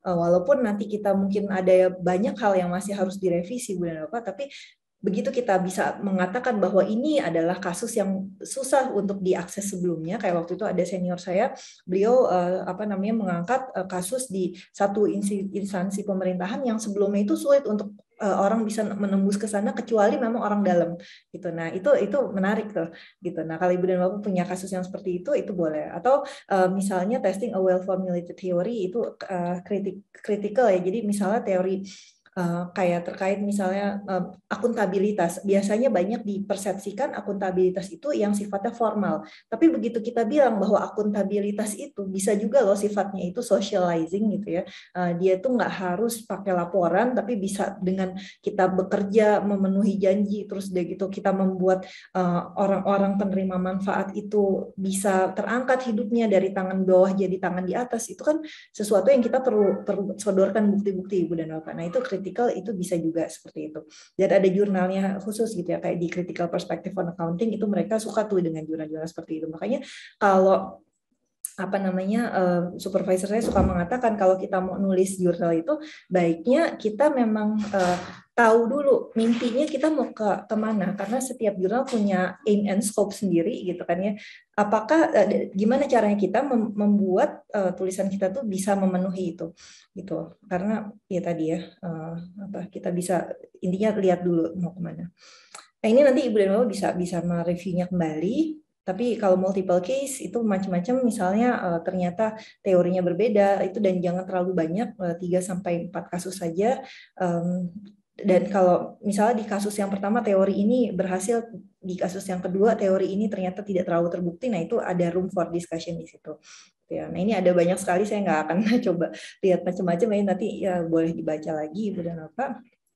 Nah, langsung aja masuk ke data gathering-nya. Kita udah punya tujuan untuk bisa menggali secara dalam tentang satu objek, lalu gimana caranya kita ke sana gitu ya. Jadi data gathering atau method ini, yang termasuk dalam method ini kan juga adalah transportasi kita gitu. Kita mau ke Banda Aceh, mau lewat jalur mana gitu kan ya, pesawat atau laut atau lewat tol mungkin kalau udah terkoneksi semuanya dan sebagainya. Itu jadi data gathering itu adalah tools kita untuk bisa sampai ke tujuan kita. Nah, sampling ini secara umum kita jelaskan aja bahwa sampling itu ada macam-macamnya Ibu dan Bapak, dan ini saya nggak akan eksplor terlalu banyak. Tapi yang bisa digunakan di case study itu diantaranya theoretical sampling. Kita pingin kita udah punya mungkin framework mengenai satu teori dan kita pingin lihat apakah sampel kita, case study kita itu masuk nggak gitu ya di teori tersebut, atau kita memang passionate terhadap, suka banget sama satu kasus gitu, atau kita tertarik dengan satu kasus terus habis itu kita mau explore kasus yang lain setelah mengetahui lebih jauh tentang kasus yang awal gitu ya, atau expert sampling di mana kita melihat pada expert. Nah, bagaimana kalau case study, berapa sampelnya gitu kan ya. Secara umum kalau terkait dengan sampel, kalau di kuantitatif itu kan semakin banyak semakin bagus ya, karena dia memang tujuannya untuk mengeneralisasi ke populasi. Jadi semakin mendekati populasi tentunya semakin bagus. Nah, tapi kalau misalnya di dalam case study atau misalnya interview, yang paling penting buat kita itu adalah mencapai data saturation gitu. Jadi kapan kita harus stop menginterview? Kalau 5 interview itu udah cukup, mungkin kita bisa berpikir ulang. Tapi biasanya jangan itu nggak aman Ibu dan Bapak ya. Kalau cuma 5 interview itu nggak aman. Data saturation intinya kalau misalnya kita sudah mewawancara orang ke 20 terus dia gitu, kita udah nggak bisa menemukan segala sesuatu yang baru. Semua yang beliau jelaskan, narasumber ke-20 ini yang beliau jelaskan itu udah pernah di-cover oleh narasumber sebelumnya. Berarti itu data kita udah saturated, udah cukup, kita nggak bisa ngembangin hal yang lain lagi. Nah itu berarti saatnya kita berhenti. Jadi memang sangat ya bisa dikatakan subjektif ya, tapi kalau misalnya kita lihat nanti ada data yang saya coba lihat juga di sini dikatakan 12 interview itu oke gitu, dan itu sekitar 1 jaman. Jangan interview 15 menit gitu ya Ibu dan Bapak ya. Dan jangan juga interviewnya terlalu jomplang, karena saya pernah waktu itu ada satu penelitian saya, ada satu interviewee yang beliau itu nggak terlalu informatif gitu ya, terlalu sibuk mungkin dan ya, infonya nggak terlalu banyak. Jadi kami interview cuma 15 menit gitu, tapi yang lainnya itu 1 jam, di atas 1 jam, ada yang sampai hampir 2 jam dan sebagainya gitu. Tapi itu dipertanyakan ternyata sama reviewernya, kenapa jomplang? Nah mendingan nggak usah dimasukin aja itu Ibu dan Bapak yang 15 menit itu daripada membuka pertanyaan lagi gitu. Tapi secara umum itu antara 12 sampai 16 sampai ya, lebih dari itu pun lebih bagus kalau dia multiple stakeholders yang mau diangkat gitu. Research methodnya ada banyak. Nah ini biasanya kita fokusnya ke sini. interviewing, participant observation. Mungkin kalau ada social distancing seperti ini agak lebih menantang ya untuk melakukan participant observation. Tapi kita juga ada teknik baru Ibu dan Bapak, ada yang namanya digital ethnography. Gitu. Jadi kita mengamati bagaimana sih diskursus yang terbangun dalam satu komunitas online gitu misalnya. Tapi tentunya akan lebih bagus kalau semuanya ini tuh sebelum kita melakukan data collection ini itu kita sudah punya approval dari Dewan Etik Ibu dan Bapak. Gitu. Karena kalau di FEB UI alhamdulillah kami baru ada mendirikan di LPEM yaitu Lembaga Pengkajian Ekonomi dan Masyarakat kalau saya nggak salah di Salemba, itu mereka membuka komite etik gitu. Sebelumnya kami harus ke FKM atau ke FK gitu ya untuk bisa dapat persetujuan etika. Nah, ini penting agar kita tuh sebenarnya mereka sangat kritis gitu. Jadi, ini kenapa pertanyaan ini ditanya gitu? Kenapa ini? Apakah pertanyaan ini akan membuat narasumber tuh menjadi terintimidasi atau enggak dan sebagainya? Itu mereka mereka lihat gitu. Mereka teliti. Jadi, ada baiknya kalau di Eastern dan di kebanyakan kampus di Inggris juga mungkin di Australia atau di negara-negara Eropa yang lainnya itu mereka atau saya nggak tahu ada di mana aja ya, tapi di Indonesia udah mulai alhamdulillah. Tapi kalau Ibu dan Bapak tujuannya mau menulis di jurnal internasional dan jurnal yang terdampak, antisipasi dulu, pakai ethical approval dulu, supaya kita bisa menunjukkan bahwa pertanyaan yang mau kita ajukan ke mereka, observasi yang mau kita ajukan ke mereka itu berdasar. Jangan kita kayak ngumpet-ngumpet gitu, covert investigator, kita ambil data dari mereka, terus dia gitu kita jadiin penelitian, padahal orang-orang tersebut tidak tahu kalau mereka sedang diteliti. Nah itu nanti khawatirnya dipertanyakan. Nah ini terkait dengan research-nya macam-macam. Intinya kalau perbedaan antara kuantitatif dan kualitatif kita bisa fokus ke sini berapa ya. Jadi memang banyak kata-kata gitu ya. Makanya risetnya biasanya panjang-panjang tulisannya. Terus yang dilihat adalah dari participant side. Kita ingin memahami dari konteks participant. Maka yang saya suka sebenarnya dari konteks case study ini kita banyak mendengar, kita banyak belajar, tahu perspektif orang gitu. Jadi itu yang menyenangkan kalau buat saya sendiri gitu ya. Itu adalah satu perjalanan yang ya alhamdulillah sangat berharga buat saya gitu. Mendengar dari para penerima manfaat, dari para pekerja kemanusiaan, itu sesuatu yang nggak biasa kita dengar di kampus lah kayak gitu. Jadi sesuatu yang menarik. Research participant saya itu antara researcher dengan partisipan itu dekat hubungannya gitu, karena kita memang benar-benar berkomunikasi dengan mereka. Beda dengan kalau kita pakai data-data sekunder kan kita hanya berhadapan dengan data dan komputer ya kurang dekat gitu ya. Teori, nah kalau kuantitatif itu tujuannya untuk mengetes teori, apakah satu teori itu applicable nggak dalam satu dataset ini. Tapi kalau kualitatif enggak, kita harus lihat dulu data kita kayak apa, baru kita cari teori yang kira-kira pas gitu Bapak. Ya terus biasanya semi atau unstructured, sementara kalau kuantitatif itu structure, kita lihat pada prosesnya gitu ya. Jadi data itu nggak statis. Kita ingin melihat keunikannya, dan ini sangat dalam, skopnya pun mikro karena kita ingin dalam gitu. Jadi kalau untuk dapat dalam dan luas itu biasanya agak berat gitu ya. Apalagi kalau misalnya risetnya ada waktunya gitu kan. Preferensinya kita memang ingin melihat keunikan dan kita udah siap-siap gitu. Jadi kalau di kuantitatif misalnya ada sesuatu yang ini tujuannya untuk mencari sebab akibat gitu ya. Tapi kalau kita di sini mencari pola, maka biasanya yang digunakan untuk analisis itu adalah tematik gitu. Jadi tema-tema apa aja yang ada gitu. Dan kadang-kadang kita juga mengapresiasi adanya hal yang beda dengan teori. Justru itu kebaruan yang bisa ditawarkan kalau ternyata temuan kita tuh berbeda dengan yang ada di teori gitu. Nah ini interview, kalau mau kita eksplorasi lebih jauh lagi, Bapak ya. Jadi berdasarkan jurnal yang ada di Management Accounting Research ini, dia angkat dari riset-riset akuntansi antara tahun 2000 sampai 2014 berbasis penelitian interview. Nah ini ternyata kebanyakan riset mereka maksud saya ini semakin meningkat kecenderungannya. Ya fluktuatif tapi relatively lumayan lah, di sini ada peningkatan gitu ya Pak. Jadi semakin banyak dan yang menggunakan sebentar nggak terlalu kelihatan. Nah, di sini berdasarkan interviewnya, ini ya angkanya sebentar. Yang saya mau tunjukkan yang mana ya? Oke, di antara riset-riset ini yang terbanyak itu kalau nggak salah sekitar 16 partisipan gitu yang mereka gunakan sebagai sebagai interviewee. Tadi kan kita bilang ada 12, ada yang bilang 16, ada yang bilang 20, tapi kisarannya seperti itu. Kalau bisa jangan kurang dari 10 Ibu dan Bapak kalau menginterview. Ya, jadi ini kecenderungannya semakin meningkat terkait dengan interview. Nah, ini tadi ada terkait dengan structure, semi-structure, dan unstructured. Ini ada beberapa benefitnya menggunakan interview. Nanti Ibu dan Bapak bisa lihat sendiri. Intinya kita bisa dapat insight yang lebih banyak. Gitu.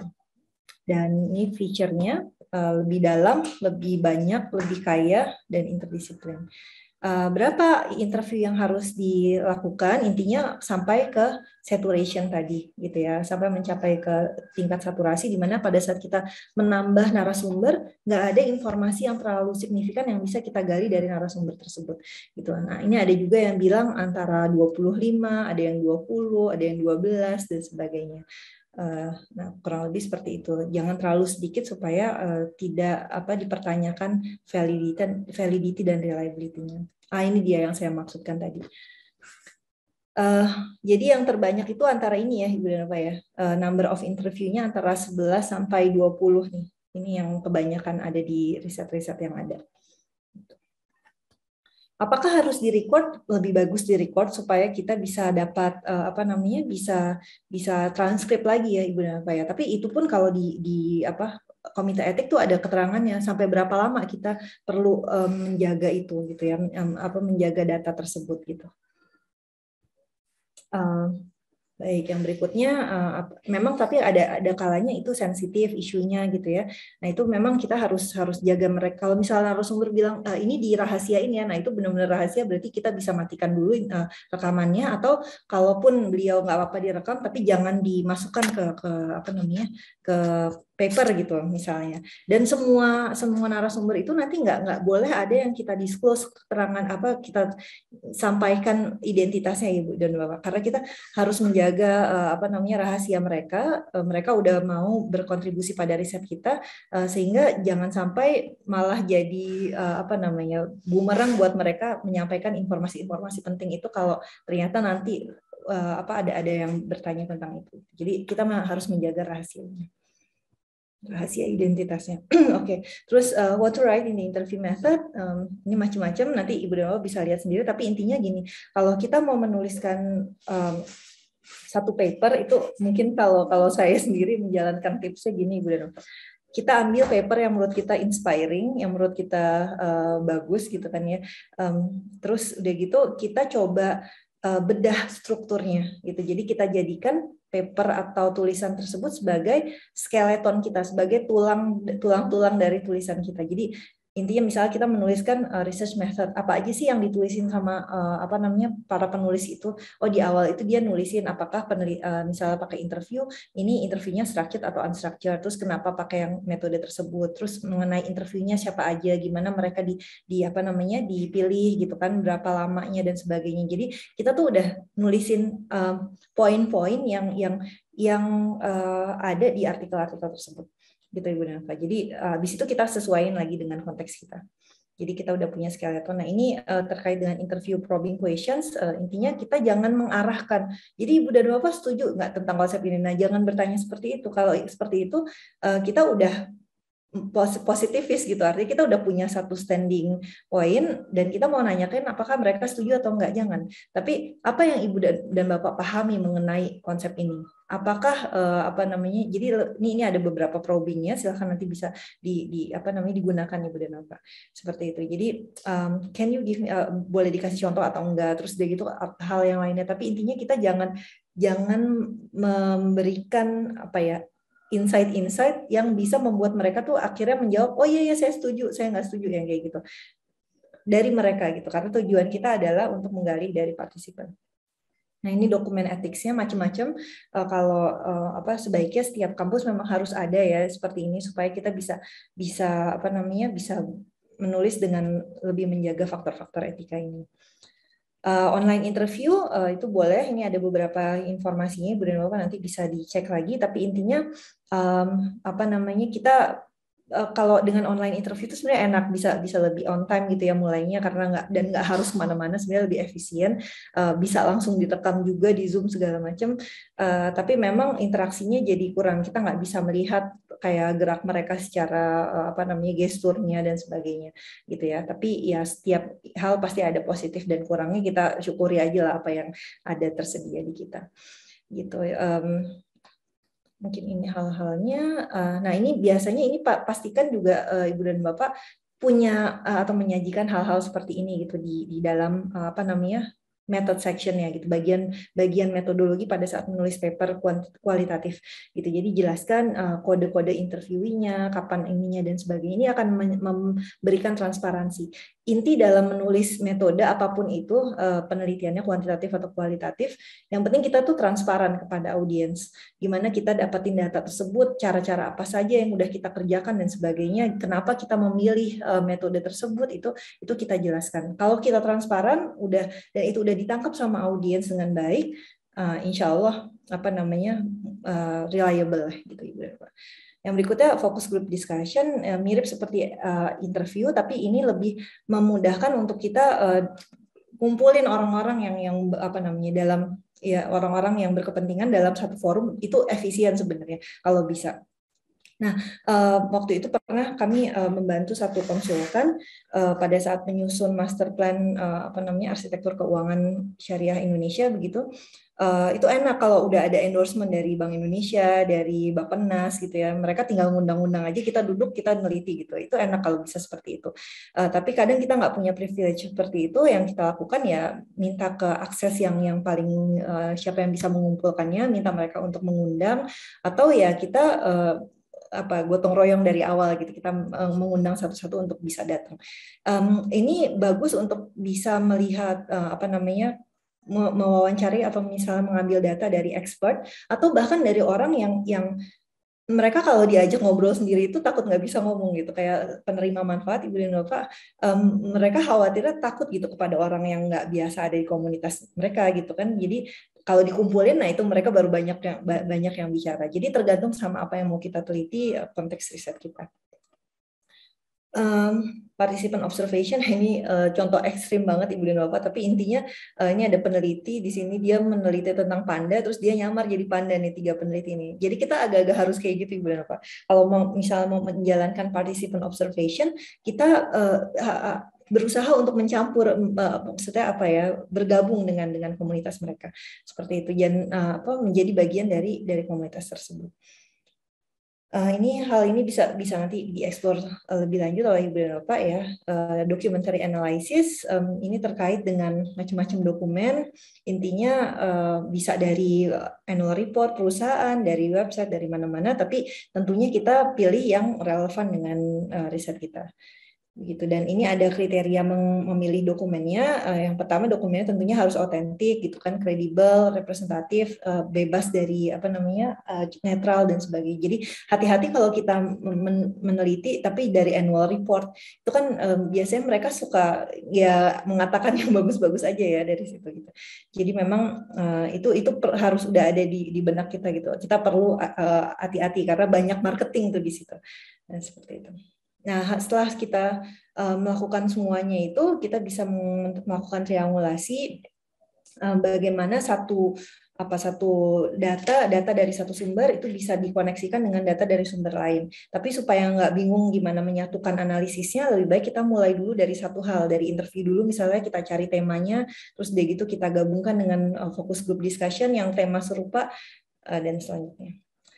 Gitu. Jadi the central point is that whether evidence is acceptable depends not only the method, tapi juga bagaimana kita menjalankan method itu. Jadi bukan kita menuliskan udah ada, kita menggunakan 4 metode, tapi masing-masing nggak ada protokolnya. Nah itu repot juga kalau seperti itu. Jadi metodenya penting, cara menjalankan metode itu juga penting.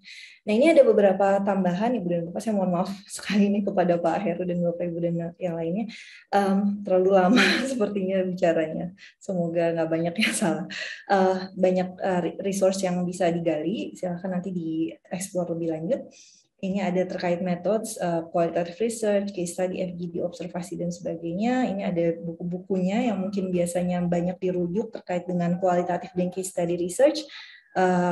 Ada baiknya kalau Ibu dan Bapak meneliti, itu kita coba lihat juga dari sumber-sumber yang sudah banyak disitasi ini, walaupun ada sih penulis Indonesia juga ya yang banyak menulis, tapi kombinasikan juga dengan ini, apalagi kalau kita tujuannya untuk mencari ke jurnal internasional.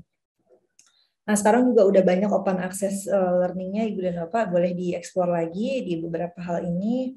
Nah, ini sedikit aja tentang saya, tentang apa yang menjadi aktivitas sehari-hari dan tuntutan menjadi dosen. Nah, ini ada beberapa yang snapshot dari artikel-artikel saya. Kalau Ibu dan Bapak berminat untuk membacanya langsung, silahkan saja.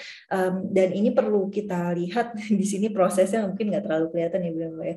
Tapi ini masuk Oktober 2016 dan diterima itu November 2019. Yang ini masuk tahun 2017 Agustus, diterima tahun 2019. Jadi antara 2 tahun, 3 tahun gitu ya Ibu dan Bapak ya. Jadi memang perlu proses, kita nggak usah terlalu mengejar-ngejar apa gitu kan ya. Nikmatin aja prosesnya, karena pada saat saya menuliskan ini itu feedbacknya tuh banyak banget Ibu dan Bapak ya, dan saya waktu itu sempat ini juga kaget gitu, ternyata dikritisin banget gitu ya. Tapi itu kita lihat, coba kalau kita melihatnya dari sudut pandang itu nggak akan produktif kita Ibu dan Bapak. Tapi kita lihat dari sudut pandang waktu itu, alhamdulillah supervisor saya meyakinkan bahwa ini kalau udah bisa tembus dapat revise and resubmit, udah berarti melewati 50% yang biasanya langsung di reject nih nanti. Jadi kamu harus semangat gitu. Jadi profesor saya bilang kayak gitu. Dan pada saat ternyata feedbacknya itu berlembar-lembar, berarti kamu harus juga grateful karena ada orang lain yang mereka mungkin expert di bidang itu yang mau baca tulisan kamu gitu kan, yang mau mengimprove gitu. Jadi ya udah, dengan mindset seperti itu, dengan mengundur macam-macam Ibu dan Bapak, banyak cerita di antara periode ini gitu ya. Akhirnya ya coba dijalankan. Tapi artinya perlu proses lah gitu. Sesuatu yang instan mungkin nggak terlalu bagus juga untuk kesehatan kita. Nah, ini ada hal-hal yang lainnya yang saya coba kembangkan waktu membimbing mahasiswa. Mereka menulis tentang sosial media terkait dengan Islamic Bank, terkait dengan NGO. Nah, ini saya juga coba bantu mereka untuk bisa bisa publikasikan itu, karena findingnya cukup menarik. Alhamdulillah ada yang mau menerima.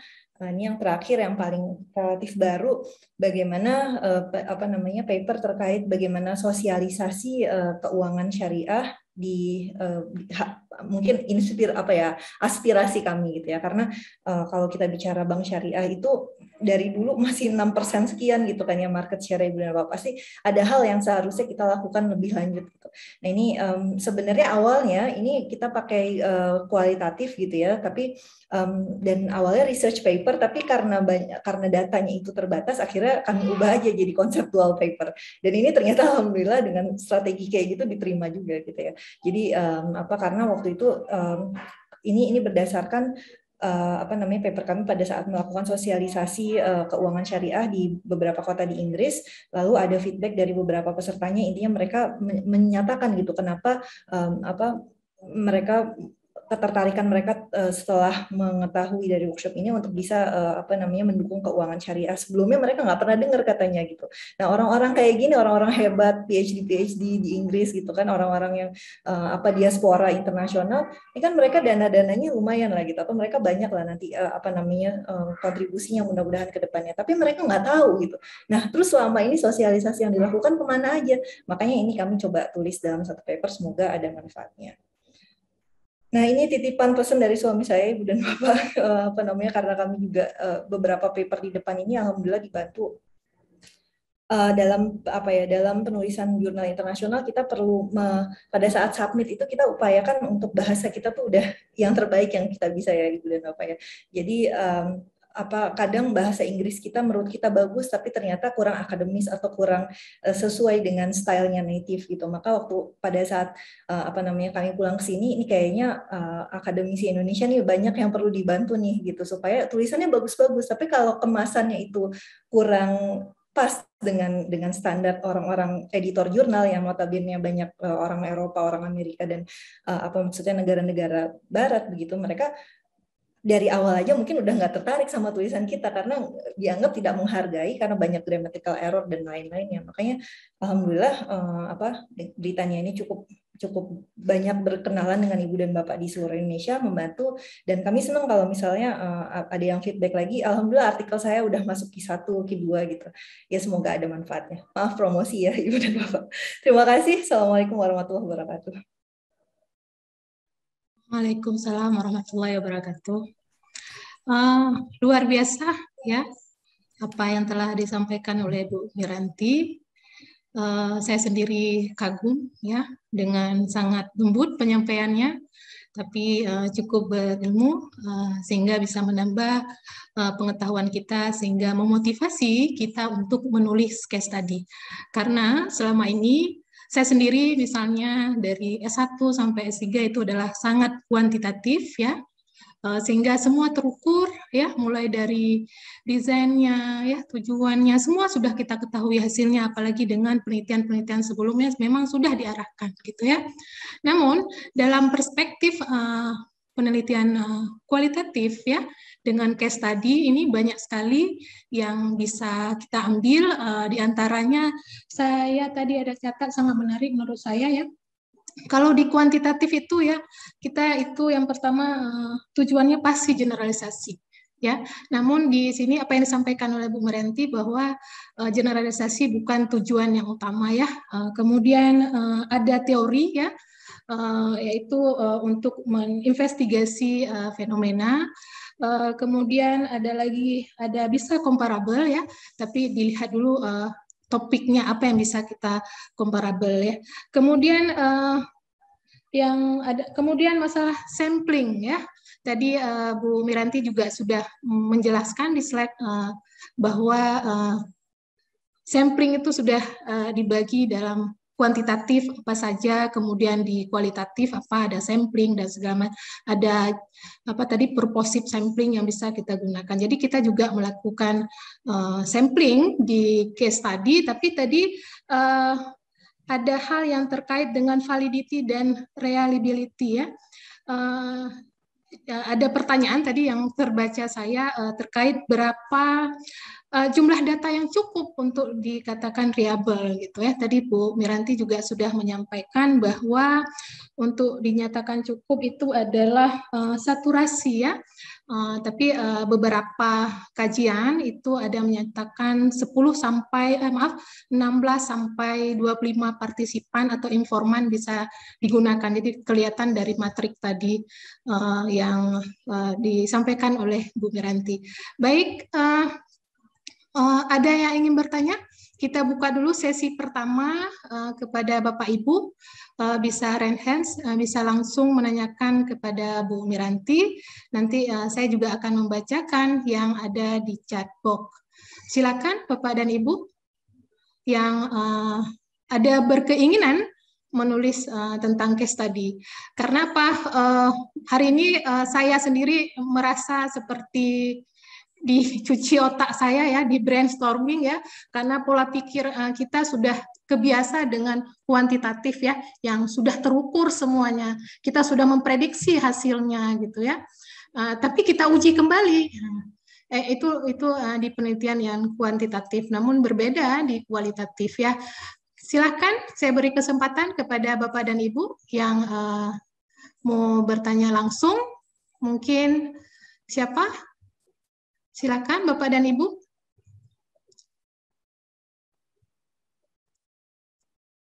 Tadi ada Prof. Cip.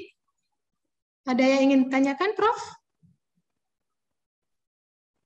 Bu Raini, di ruang chatting banyak sekali pertanyaan sebenarnya. Iya, sebelum nanti sekalian saja atau gimana nih? Oke.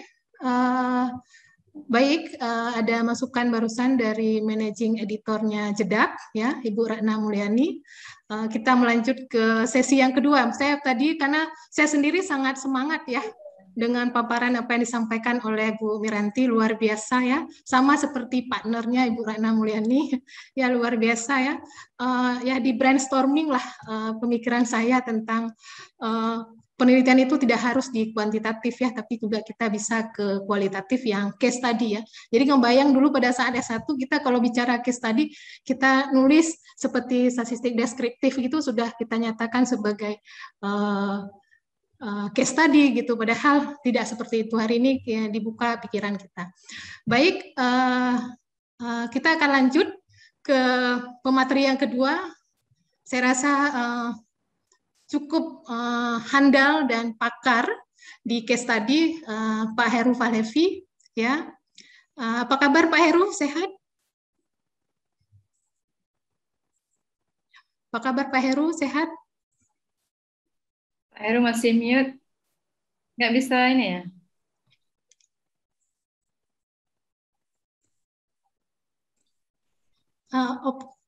Alhamdulillah sehat. Sehat Bu, Pak sehat Pak? Lama tidak bersua. Iya, sepertinya kita sudah lama sekali nggak bertemu ya Pak. Baik, Bapak dan Ibu, saya akan membacakan sedikit CV dari Pak Heru. Pak Heru ini adalah, nama lengkapnya beliau adalah, saya bacakan ya supaya jelas ya, Dr. Rear Paul Heru Falevi, SEMSC ya. Pak Heru ini adalah dosen terbaik Fakultas Ekonomi dan Bisnis USK tahun 2016. Kemudian juga merupakan fasilitator terbaik Bappenas tahun 2017. Kemudian beliau ini sarjana ekonominya diperoleh di Fakultas Ekonomi dan Bisnis USK. Kualifikasi kelulusannya cum laude ya tahun 2005. Kemudian S2 beliau di Manchester Business School tahun 2008 dan doktoral programnya di German University. Kelulusannya juga magna cum laude tahun 2014. Pak Heru juga memperoleh beberapa beasiswa ya, di antaranya peneliti tamu di Bangor Business School di Bangor University tahun 2019. Kemudian saat ini ya Pak Heru Ketua Jurusan Ekonomi Akuntansi FEB USK. Saya rasa ketua jurusan termuda ya di Fakultas Ekonomi. Selamat Pak Heru, baru saja terpilih sebagai Ketua Jurusan Ekonomi Akuntansi FEB USK. Kemudian Pak Heru juga anggota penilai angka kredit tahun 2017 sampai 2019, jadi panjang sekali nih CV-nya Pak Heru. Kemudian Pak Heru juga Direktur Rumah Amal USK dari tahun 2016 sampai sekarang. Pak Heru dan bersama kawan-kawan yang lain ya membesarkan jurnal Dinamika Akuntansi dan Bisnis USK. Beliau adalah sebagai editor in chief. Publikasi Pak Heru cukup banyak ya. Ada di Scopus Q2 dan Sinta 2. Baik Pak Heru, tanpa memperpanjang mukadimah saya terkait dengan performan Pak Heru yang luar biasa, saya persilakan waktu dan tempat untuk Pak Heru. Silakan Pak Heru. Terima kasih Bu Nuraini. Assalamualaikum warahmatullahi wabarakatuh. Alhamdulillahirabbil alamin wassalatu wassalamu ala asyrafil anbiya'i wal mursalin wa ala alihi washabihi ajmain. Alhamdulillah Bapak dan Ibu, terima kasih sudah hadir di acara kita hari ini. Berkat dengan izin Allah tentunya. Tidak lupa juga kita mengucapkan salawat dan salam kepada baginda Rasulullah Shallallahu Alaihi Wasallam. Alhamdulillah tadi kita sudah mendengarkan paparan tentang case study dari Ibu Miranti. Dan sebenarnya kalau saya mau buka rahasia ini Bu, saya sebelumnya belum kenal. Jadi saya kenal Ibu ketika sedang membuat riset. Jadi saya sedang membuat riset terkait dengan kinerja peneliti akuntansi Indonesia yang dilihat dari publikasi di Scopus. Nah, di situ saya lihat ada 8 orang, ada 8 publikasi di CPA dan juga Triple AG, dan salah satunya Ibu. Jadi saya penasaran, ini Ibu ini siapa? Kok saya tidak pernah dengar namanya? Rupanya junior dari Ibu Ratna. Jadi memang sudah ditakdirkan Ibu untuk memberikan materi hari ini. Jadi alhamdulillah kami senang sekali Ibu mengatakan iya, bisa memberikan pengalaman dan juga ilmunya yang sangat berharga bagi kita semua. Dan tadi Ibu sampaikan juga Ibu ke Singapura, ketemu Prof. Lee, saya juga hadir di situ, mungkin belum kenal ya. Jadi luar biasa, hari ini baru kenal. Nah, Bapak dan Ibu, peserta Halo Editor, Halo Autor hari ini, sebenarnya slide saya banyak yang sama dengan Ibu Dr. Miranti, jadi tugas saya tidak berat ya, jadi hanya membahas yang belum saja. Dan berbeda dengan Dr. Miranti, riset saya kenalan dengan case study ini dimulai dari S3, dan lebih banyak otodidak ya. Jadi ketika saya S3, kebetulan pembimbing saya itu orang kuantitatif. Kemudian tapi dia paham betul tentang sistem rumah sakit, makanya dia tertarik dengan proposal saya. Dan selama saya disertasi itu hanya 6 atau 7 kali ya, sekitar 3 tahun. Dalam masa 3 tahun itu hanya 7 sampai 8 kali bimbingan ya, dan jarang sekali dicoreng ya. Jadi saya tidak tahu kenapa, sehingga ketika mau ujian saya khawatir ini betul tidak yang saya tulis ini. Dan alhamdulillah rupanya betul dan bisa lulus dengan baik dan tepat waktu.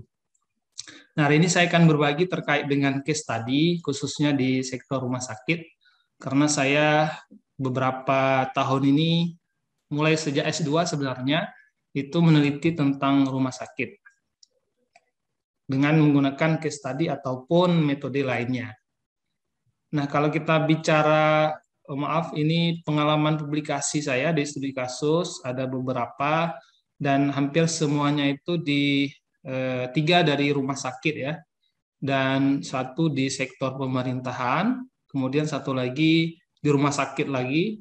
Jadi ada paper tapi belum publish, ini yang di Apira tentang tsunami ya, tentang bagaimana respon organisasi khususnya rumah sakit ketika tsunami. Jadi ini penelitiannya sangat menarik. Ini co-author sama dengan Prof. Lee dan juga Dr. Gillian.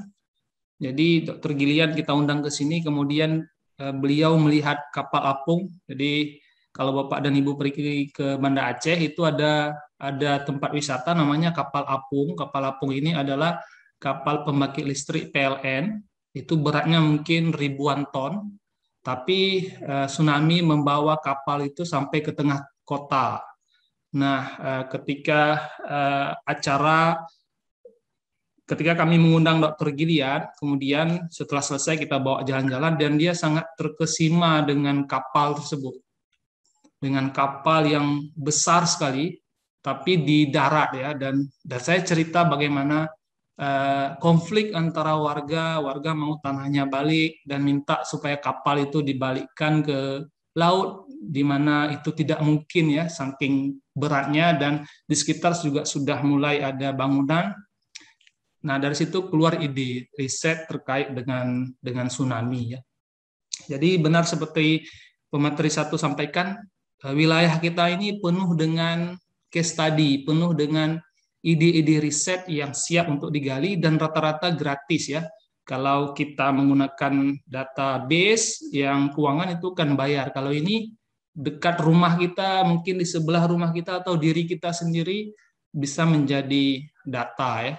Nah, ini makanya sangat menarik, dan Jedab sangat bahagia kalau Bapak dan Ibu bisa mengirimkan artikel terbaiknya terkait dengan penelitian studi kasus. Ini ide dari Ibu Mirna. Mudah-mudahan suatu saat nanti ada edisi khusus yang isinya itu semua studi kasus. Tapi kemarin ketika kita terima, banyak yang tidak studi kasus, jadi kesempatannya masih terbuka. Jadi walaupun kita tidak bedah hari ini, insya Allah kalau ada paper tentang case study silahkan disubmit ke Jedab dan Jaro, insya Allah akan mendapatkan prioritas utama. Baik, ini kita cek di Scopus itu sampai hari ini ada 1.333.737 artikel yang ada case study-nya. Tapi saya lihat di sini contohnya saja ini ya. Kadangkala kita menggunakan persepsi yang berbeda. Sebuah studi, ada yang namanya studi kasus, ada yang namanya studi, itu dua hal yang berbeda ya. Jadi mungkin tidak semuanya ini studi kasus, sebagian mungkin penelitian non studi kasus ya. Tapi para ahli yakin ataupun menyampaikan bahwasanya desain studi kasus ini sudah mulai digunakan oleh banyak peneliti, khususnya yang multiple case study. Nah, dua jurnal teratas yang saya lihat di sini yang sering menerbitkan case study dan bisa menjadi rujukan kita itu adalah Accounting, Auditing, and Accountability Journal (AAAG) dan Qualitative Research in Accounting and Management. Nah, ini mungkin Bapak dan Ibu bisa baca-baca untuk mendapatkan inspirasi dari artikel-artikel sebelumnya dalam menulis case study. Nah, saya teringat betul ketika membaca buku Yin itu, di situ ditulis bahwasanya ketika kita mengambil studi kasus atau case study, maka kita berperilaku seperti detektif, ya. Kalau kita lihat di TV, di film, bagaimana seorang detektif itu menggali informasi sebanyak-banyaknya, ya, dari TKP, dari wawancara, dari observasi dan sebagainya, dengan tujuan untuk menemukan pelaku, ya. Nah, case study juga mirip-mirip seperti itu. Bisa kita pakai analogi seperti itu, ya. Ketika kita melakukan case study, maka wajib bagi kita mengetahui konteksnya, mengetahui situasi yang ada di situ. Tadi ada cerita ataupun slide panda tadi, ya. Nah, mungkin itu merepresentasikan bahwasanya seorang peneliti case study dan juga kualitatif itu harus tahu konteks dari penelitiannya, ya. Supaya nanti yang kita sampaikan adalah realitas ataupun sedekat mungkin dengan realitas. Jangan sampai nanti realitasnya A, tapi kita salah tangkap, maka yang kita sampaikan B, maka itu bias, ya, maka itu tidak sesuai hasilnya. Nah, makanya penting kita itu berada di tempat tersebut dan mengenali apa-apa saja yang menjadi pola ataupun bahkan aktor utama di situ, bagaimana mereka berinteraksi, saling menghormati ataupun saling bekerja sama, dan juga penting mengetahui apa saja perubahan yang terjadi di organisasi atau komunitas tempat kita melakukan case study, bagaimana sejarahnya dan lain sebagainya, ya. Kemudian seorang detektif ini harus juga mampu melihat situasi dan menjelaskannya dengan baik, ya, dan mencoba mengaitkannya dengan teori ataupun literatur sebelumnya. Kemudian terakhir juga mampu memetakan dan menghubungkan potensi keterkaitan antara satu fakta dengan fakta lainnya, satu pola dengan pola lainnya, satu topik dengan topik lainnya, sehingga kesimpulannya itu betul-betul sesuai dengan realitas dan lengkap, ya, tidak ada yang ketinggalan. Makanya mungkin salah satu strategi Bapak dan Ibu memulai case study itu adalah menggunakan pilot study. Jadi masuk dulu ke dalam, lihat situasinya, mungkin yang kita pelajari ataupun yang kita baca dari literatur review itu tidak sesuai dengan apa yang kita temukan di pilot study ya. Sehingga nanti ketika setelah pilot study kita bisa merevisi research question kita bisa mungkin memilih teori yang lain yang lebih pas dan kemudian baru masuk lagi ke organisasi atau tempat kita melakukan case study tersebut. Nah, ini tadi sudah dijelaskan dengan sangat baik. Yang intinya adalah ketika kita meneliti case study itu adalah harus dalam, tidak ada case study yang hanya sekedar deskriptif. Nah, itu yang tadi, yang Jedab sering terima, deskripsi belum ke level yang kritis ataupun yang eksploratif ya. Jadi usahakan case study itu tidak sebatas deskripsi saja. Kemudian fenomena dan konteksnya itu tidak terpisah ya. Kita sebagai peneliti case study harus mampu menggabungkan antara fenomena dan konteks. Kenapa terjadi demikian? Kenapa organisasi itu bereaksi demikian? Untuk memahaminya, maka kita lihat konteksnya, sehingga nanti dapat jawaban yang nyambung ya.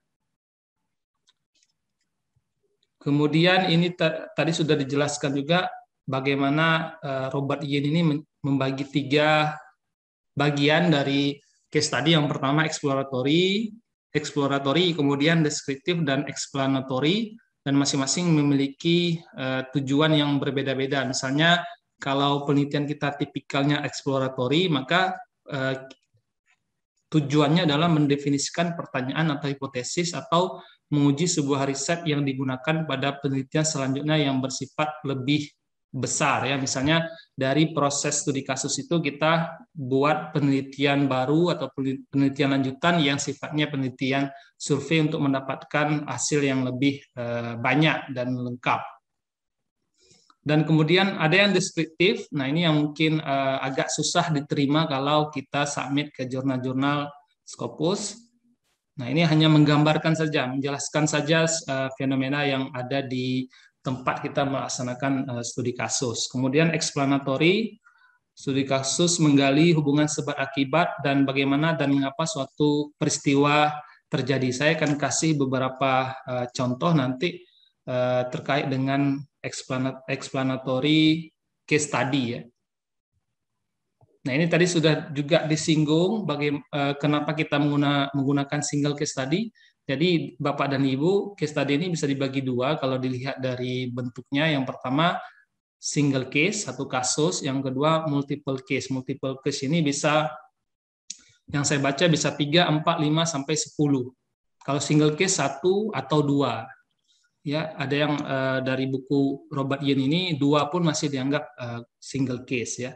Ada kasus yang sangat kritis ya, maksudnya sangat penting untuk diteliti. Nah, itu mungkin lebih baik menggunakan single case. Kemudian ada kasus yang sangat unik dan ekstrim, jarang sekali terjadi, itu juga perlu pertimbangan untuk menggunakan single case.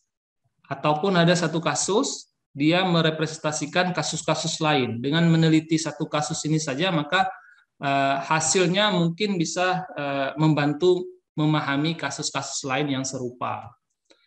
Kemudian kasus yang masih sangat jarang diteliti, kemudian kasus longitudinal, misalnya sebuah organisasi mengalami krisis, bangkrut, ataupun mengadopsi sesuatu hal yang baru. Nah, itu bisa kita teliti sebelum, ketika, dan sesudah. Ya. Nah, kenapa digunakan satu single case dalam kasus-kasus ini? Supaya lebih dalam. Karena multiple case tadi ini, mau tidak mau, pasti resource kita akan terbagi. Dengan single case saja, diharapkan hasilnya bisa lebih dalam. Dan pemahaman kita menjadi lebih kompleks dan lengkap. Kalau case study, kalau multiple case study, ada kekuatan dan kelemahannya. Yang pertama itu buktinya ya, buktinya jadi lebih banyak karena kasus yang kita hadapi banyak, organisasi yang kita hadapi banyak, ataupun komunitas yang kita gali itu banyak. Tapi tentu saja sebagai trade-off-nya waktu dan sumber daya yang lebih besar. Ya. Kemudian dari JIM 2009 juga dikatakan bahwasanya setiap kasus yang dipilih diharapkan dapat menghasilkan hasil yang sama atau literal replication. Ini untuk multiple case study, ada 3 atau 4 tapi hasilnya sama. Jadi ini yang disebut dengan literal replication atau menghasilkan berbeda tapi dapat dijelaskan alasannya. Kita pilih 4 kasus, 2 kasus 1 sama kasus 3 sama, relatif sama hasilnya. Kita ketemu hasilnya. Tapi yang kasus 2 sama 4 beda, tapi kita bisa menjelaskan ya. Nah, ini kedua kemungkinan ini bisa terjadi. Bisa hasilnya mirip-mirip, bisa hasilnya antara satu kasus dengan kasus lainnya beda. Nah, ini yang saya temukan ketika saya melakukan disertasi ya.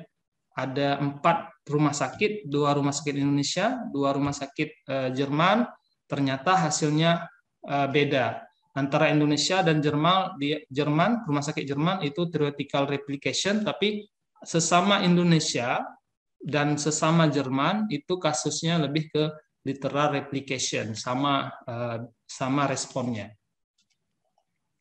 Nah, dari saya terkait dengan pengumpulan data riset studi kasus ini, yang pertama itu adalah yang paling perlu kita dapatkan itu adalah akses data yang memadai dan berkesinambungan.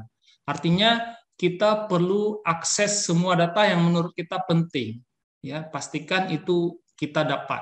Kalau di rumah sakit, pengalaman saya agak ribet ya, apalagi rumah sakit yang sudah akreditasinya bagus, dia punya prosedur yang berlapis-lapis dan ya harus kita ikutin ya. Dan kemudian data itu tidak sekali ambil, kadang harus beberapa kali. Kita setelah kita melakukan penelitian, ambil data, kita olah, ternyata ada jawaban yang kurang. Kita ada jawaban yang menurut kita ini perlu digali lagi, padahal kita sudah selesai. Nah, berkesinambungan di sini maksudnya adalah kita bisa balik lagi, kita bisa menghubungi narasumber kita dan dia bersedia menjawab. Jadi ketika kita melakukan interview, mengunjungi lokasi itu, pastikan kita minta kontaknya supaya bisa berhubungan lagi. Sehingga ketika ada pertanyaan ataupun informasi kita bisa tanya ya. Kemudian kita harus aktif Bapak dan Ibu ketika mengumpulkan data. Kita tanya, yang tentu saja yang relevan tadi sudah disampaikan sama Ibu pemateri 1, dan kita harus menjadi pendengar yang baik. Ya. Pengalaman saya pribadi mendengar interview 1 jam itu melelahkan, ya, Ibu. Jadi alhamdulillah tipikal narasumber Indonesia ini sangat terbuka Bapak dan Ibu. Kita tanya 1, jawabannya 10. Jadi pintar-pintar kita untuk memotong ya supaya tidak terlalu kompleks dan banyak jawabannya, karena itu nanti akan mempengaruhi transkripsi kita. Kan kita harus transkrip data ya, semakin banyaklah yang harus kita tulis ya, dan kadang itu tidak relevan ya, ada yang relevan, ada yang tidak. Nah, kalau di luar negeri mereka lebih hati-hati berbicara, tapi kalau di Indonesia suka ya, mungkin orang kualitatif semua. Jadi kita tanya bagaimana, misalnya ya, ketika kita pertama datang probing question misalnya, bagaimana situasi kerja Anda 2 atau 3 tahun terakhir. Itu kalau tidak berhenti bisa 15 menit untuk satu pertanyaan ya. Nah, ada juga kasus-kasus yang dia diam ya. Saya juga mendapatkan narasumber seperti itu, dokter ya. Saya kadang-kadang lebih panjang pertanyaan saya daripada jawaban dokter ini. Nah, ini dengan pengalaman ya, kita coba gali terus. Kemudian yang tidak kalah penting Bapak dan Ibu, perasaan dan bahasa tubuh. Ketika dia mengekspresikan sesuatu, kita bisa lihat apakah itu dia tidak nyaman berbicara tersebut atau ada hal-hal yang membuat dia sedih ya. Ketika saya melakukan riset riset tentang tsunami, karena tsunami ini kan sudah lama Bapak Ibu ya, 2004. Itu sudah berapa tahun? Sekarang 2021, sudah hampir 16 tahun lebih. Maka koautor saya bilang bawa gambar, karena itu memorinya udah lama. Jadi ketika dikasih nampak gambar, misalnya gambar tsunami ya, gambar orang ketika berlarian, ketika situasi 1 hari setelah tsunami, di mana rumah sakit masih berlumpur, masih ada korban. Nah, itu ada yang menangis, ada yang sedih. Nah, itu kita biarkan saja dulu ya, jangan terus dipaksa ya. Nah, seperti itu. Jadi ada informasi-informasi yang sangat menarik dan trik-trik khusus yang mungkin kita dapat selama melakukan wawancara ya. Kemudian poin lainnya adalah sumber penelitian. Kadang menurut kita itu bukan sumber data penelitian, tapi padahal itu data yang paling penting ya. Misalnya gambar, kemudian laporan. Nah, itu yang mungkin bisa jadi data yang penting menurut kita. Jadi tidak hanya terpaku pada wawancara ataupun FGD saja, tapi sebaiknya juga mencari sumber-sumber data lain yang tujuannya adalah tentu saja tidak hanya untuk menambah data kita, tapi juga untuk saling mengkonfirmasi ya, karena nanti ada misalnya wawancara A bilang dia tidak setuju, menurut dia itu tidak terjadi di organisasi itu, tapi wawancara B, narasumber B mengatakan itu terjadi. Nah, ini kan konflik. Nah, ini kita perlu cari data lagi, mungkin wawancara lagi dan sebagainya, supaya dapat jawaban yang jenuh tadi, jawaban yang realitasnya ya. Kemudian kita pakai teori. Nah, ini juga saya sepakat dengan pemateri 1 tadi, tanpa teori rasanya akan sangat berat untuk mengeksplor jawaban kita. Tanpa teori, riset case study kita hanya akan menjadi deskripsi saja ya. Teori inilah yang membantu kita memilah-milah, membahas hasil temuan riset kita, khususnya case study. Data case study ini sangat banyak, Ibu. Saya ketika melakukan wawancara itu ada saja ide-ide lain yang timbul dari pertanyaan ataupun jawaban dari narasumber tersebut ya. Jadi siap-siap dengan data yang banyak ini, sehingga tugas kita adalah yang mana mau kita ambil. Maka perlu teori ya. Jadi teori yang akan memisahkan mana data yang relevan, mana data yang tidak relevan. Kemudian kita juga bisa pakai triangulasi data maupun teori. Triangulasi data ini kita pakai beberapa sumber data, kemudian untuk meningkatkan validasinya, kemudian teorinya. Ya, trik saya untuk tembus jurnal Scopus itu salah satunya menggunakan teori lebih dari 1. Nampaknya editor senang ya. Jadi jangan pakai 1 teori, pakai 2, tapi jangan 5 ya, mungkin 2 saja sudah cukup. Nah, itu menjadi nilai jual tersendiri artikel kita kalau kita bisa menggunakan 2 teori yang berbeda dan saling melengkapi ya. Nah, tadi sudah juga saya sampaikan terkait pilot study, ini juga penting supaya riset question kita lebih tajam ya.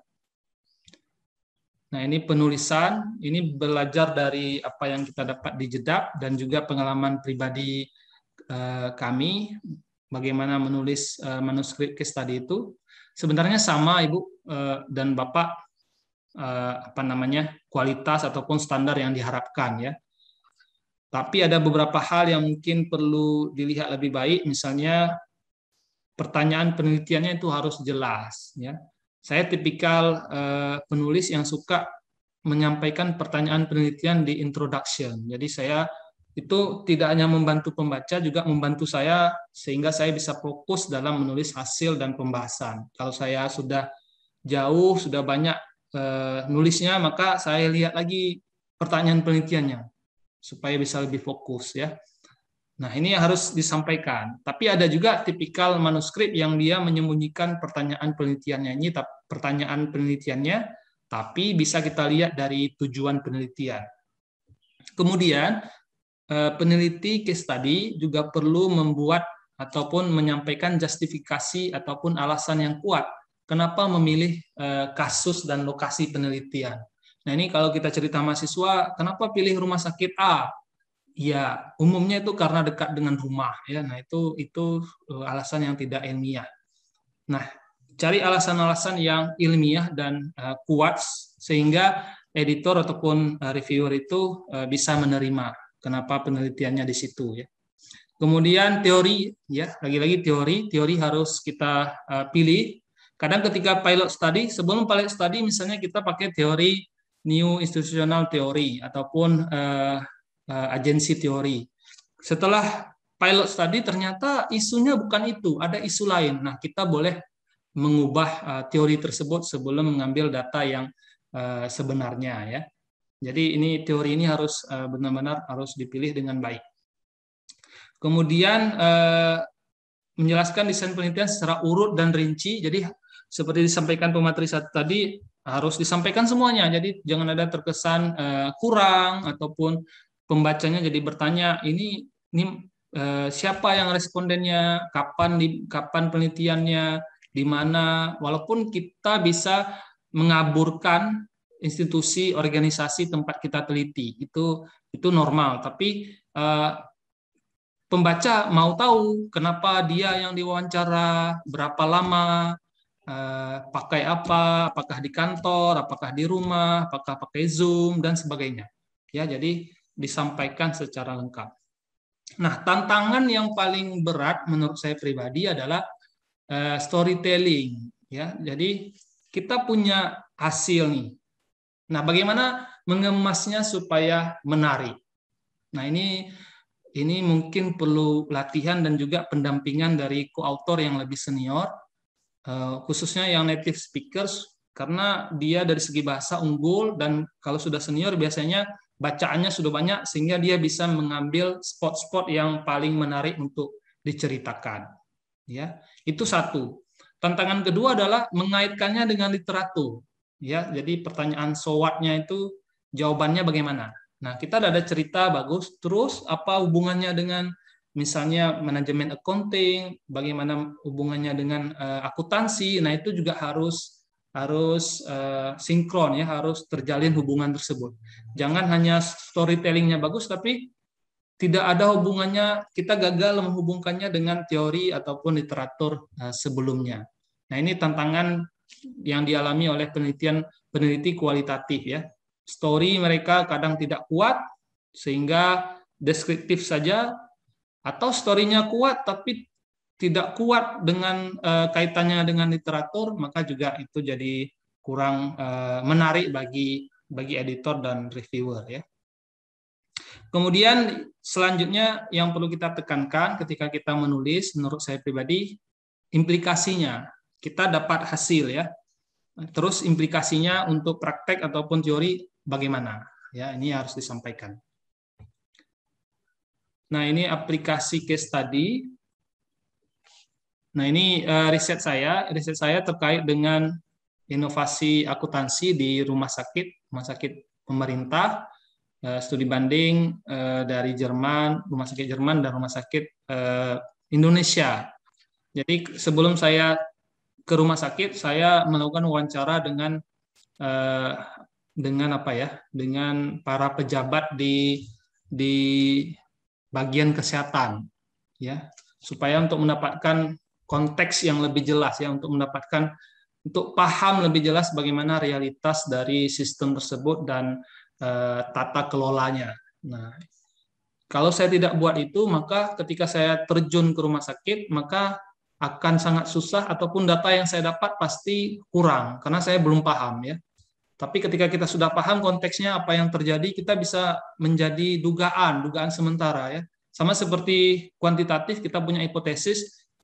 Peneliti kualitatif atau case study menurut saya juga punya dugaan sementara ya, dari bacaannya, dari pilot study-nya, nampaknya ini yang terjadi di organisasi ini, walaupun bisa saja bukan itu yang terjadi.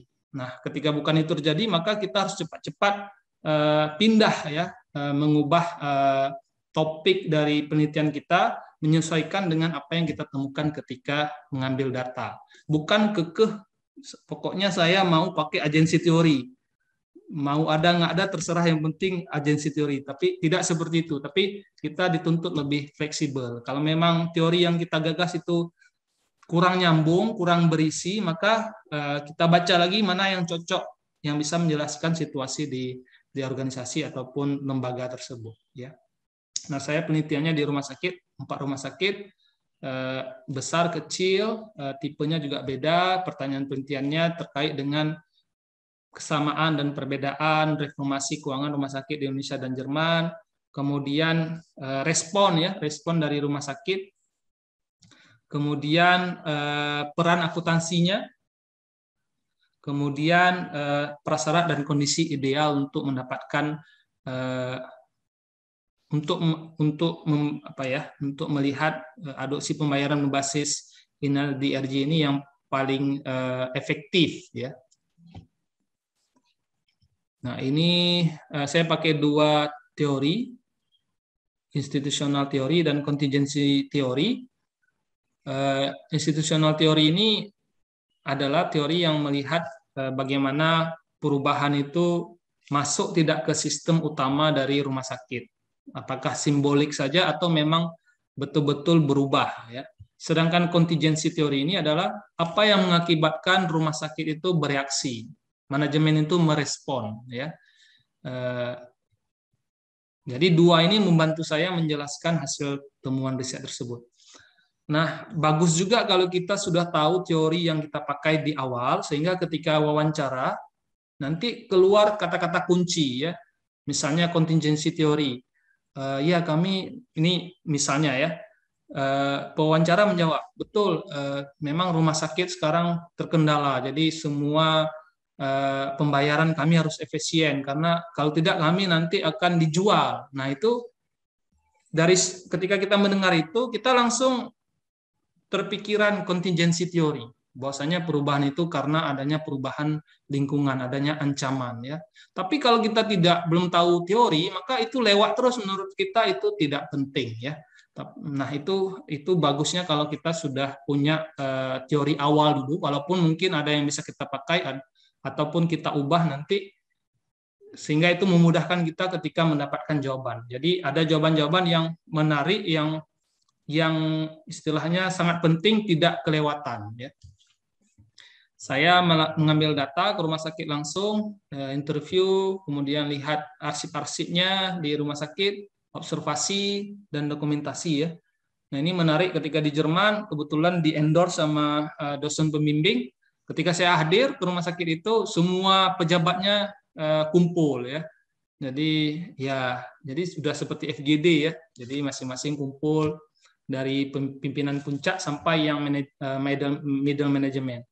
Nah, ketika di rumah sakit Indonesia, saya tidak di-endorse siapa-siapa, tidak di referensi tidak membawa nama siapa-siapa, ya susah, ya. Jadi mulai masuk mendaftar, kemudian dikasih nomor handphone, disuruh hubungi sendiri, kemudian tunggu lagi, besok disuruh datang, ketika besok datang dokternya sibuk, balik lagi, besok datang lagi. Jadi memang beda, ya. Kalau kita punya hubungan, punya orang dalam tanda petik, itu riset kita menjadi lebih gampang dalam hal akses, ya, dalam hal akses mendapatkan data. Kemudian riset yang terakhir, single case study, dan ini mixed method, rumah sakit di Sumatera. Jadi saya mengkaburkan nama rumah sakitnya, kemudian risetnya mirip-mirip dengan riset tesis, tapi sudah pengembangan. Kali ini saya melihat potensi dari big data analytics. Jadi ada pertama risetnya itu kuantitatif, regresi, ya, untuk melihat faktor-faktor penentu CRR atau cost recovery rate dari kasus rumah sakit rawat inap. Kemudian dapat hasilnya. Nah, hasilnya itu yang saya sampaikan ke pewawancara. Ini hasilnya. Bagaimana? Apakah kalau rumah sakit punya data seperti ini, yang mana datanya itu lebih detail, apakah itu membantu dalam kendali biaya di rumah sakit? Nah, itu yang kualitatifnya, ya. Kemudian yang ini yang terkait dengan mixed method, ya. Di mixed method itu ada 3. Saya belajar juga mixed method ketika melakukan riset ini, ada yang convergent sequential, ada yang explanatory sequential, ada yang exploratory sequential. Nah, saya mengadopsi explanatory sequential di mana data penelitian kuantitatif dulu, baru nanti kualitatif ya. Jadi mixed method ini ada yang kualitatif duluan, baru kuantitatif, ada yang kuantitatif duluan, ada yang kualitatif, ada yang paralel ya. Nah, ini yang saya teliti, saya gunakan risetnya, desain risetnya. Dan lagi-lagi saya menggunakan teori 2 teori. Ada riset saya satu lagi tentang accrual accounting, saya juga pakai 2 teori ya. Jadi reviewernya senang. Jadi udah 3 kali saya pakai 2 teori, 3-tiganya senang. Jadi menurut saya ini sudah terjamin ya, bisa dianggap sebagai tips untuk Bapak dan Ibu kalau buat riset yang kualitatif, khususnya case study, kalau bisa pakai teori lebih dari 1 ya. Ada untung ruginya. Kalau untungnya ya kita ada 2 ya, maksudnya tidak terlalu dalam harus kita bahas, sama seperti case study ya, yang single case study. Tapi kalau 1 berarti kita harus hanya membahas secara dalam teori tersebut ya. Nah, ini hasilnya secara umum itu ini terkait dengan riset manajemen accounting Bapak dan Ibu di rumah sakit. Di rumah sakit kita lihat fenomena bahwasanya rumah sakit ini perlu untuk memperbaiki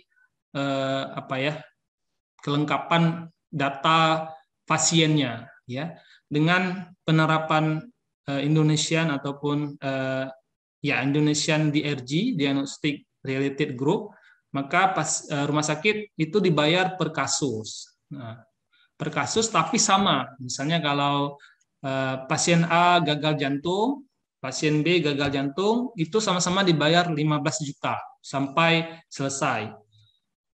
Tanpa melihat berapa rumah sakit mengeluarkan biayanya. Otomatis rumah sakit diminta untuk menghitung per pasien nih, biaya per pasien ini, dan juga efisiensi dari pelayanannya. Nah, di rumah sakit tidak hanya di Indonesia, tapi juga di luar negeri, tidak ada perubahan itu, masih menggunakan metode agregat ya. Jadi metode agregat itu maksudnya semua data akhir tahun baru dilihat. Misalnya total jumlah pengeluaran untuk pasien 500 juta, total dari BPJS 600 juta, berarti kita untung 100 juta. Nah, itu agregat. Dan itu tidak cukup di era Ina CBG. Makanya riset ini menemukan bahwasanya dengan adanya data yang lebih lengkap, data yang lebih detail per pasien, maka menstimulir adanya dialog antara dokter dan manajemen, ya.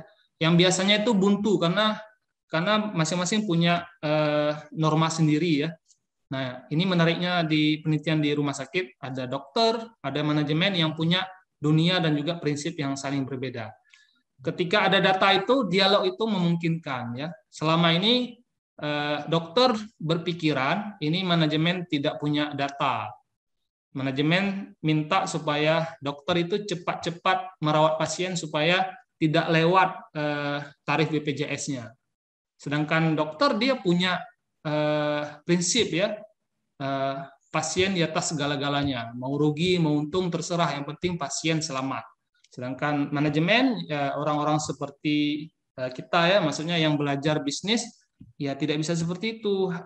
Gimana caranya pasien selamat juga biayanya tidak menumpuk ya. Nah, seperti itu kondisi di rumah sakit, sehingga di banyak rumah sakit inovasi manajemen akunting itu terhalang karena konflik antara 2 aktor utama ini ya.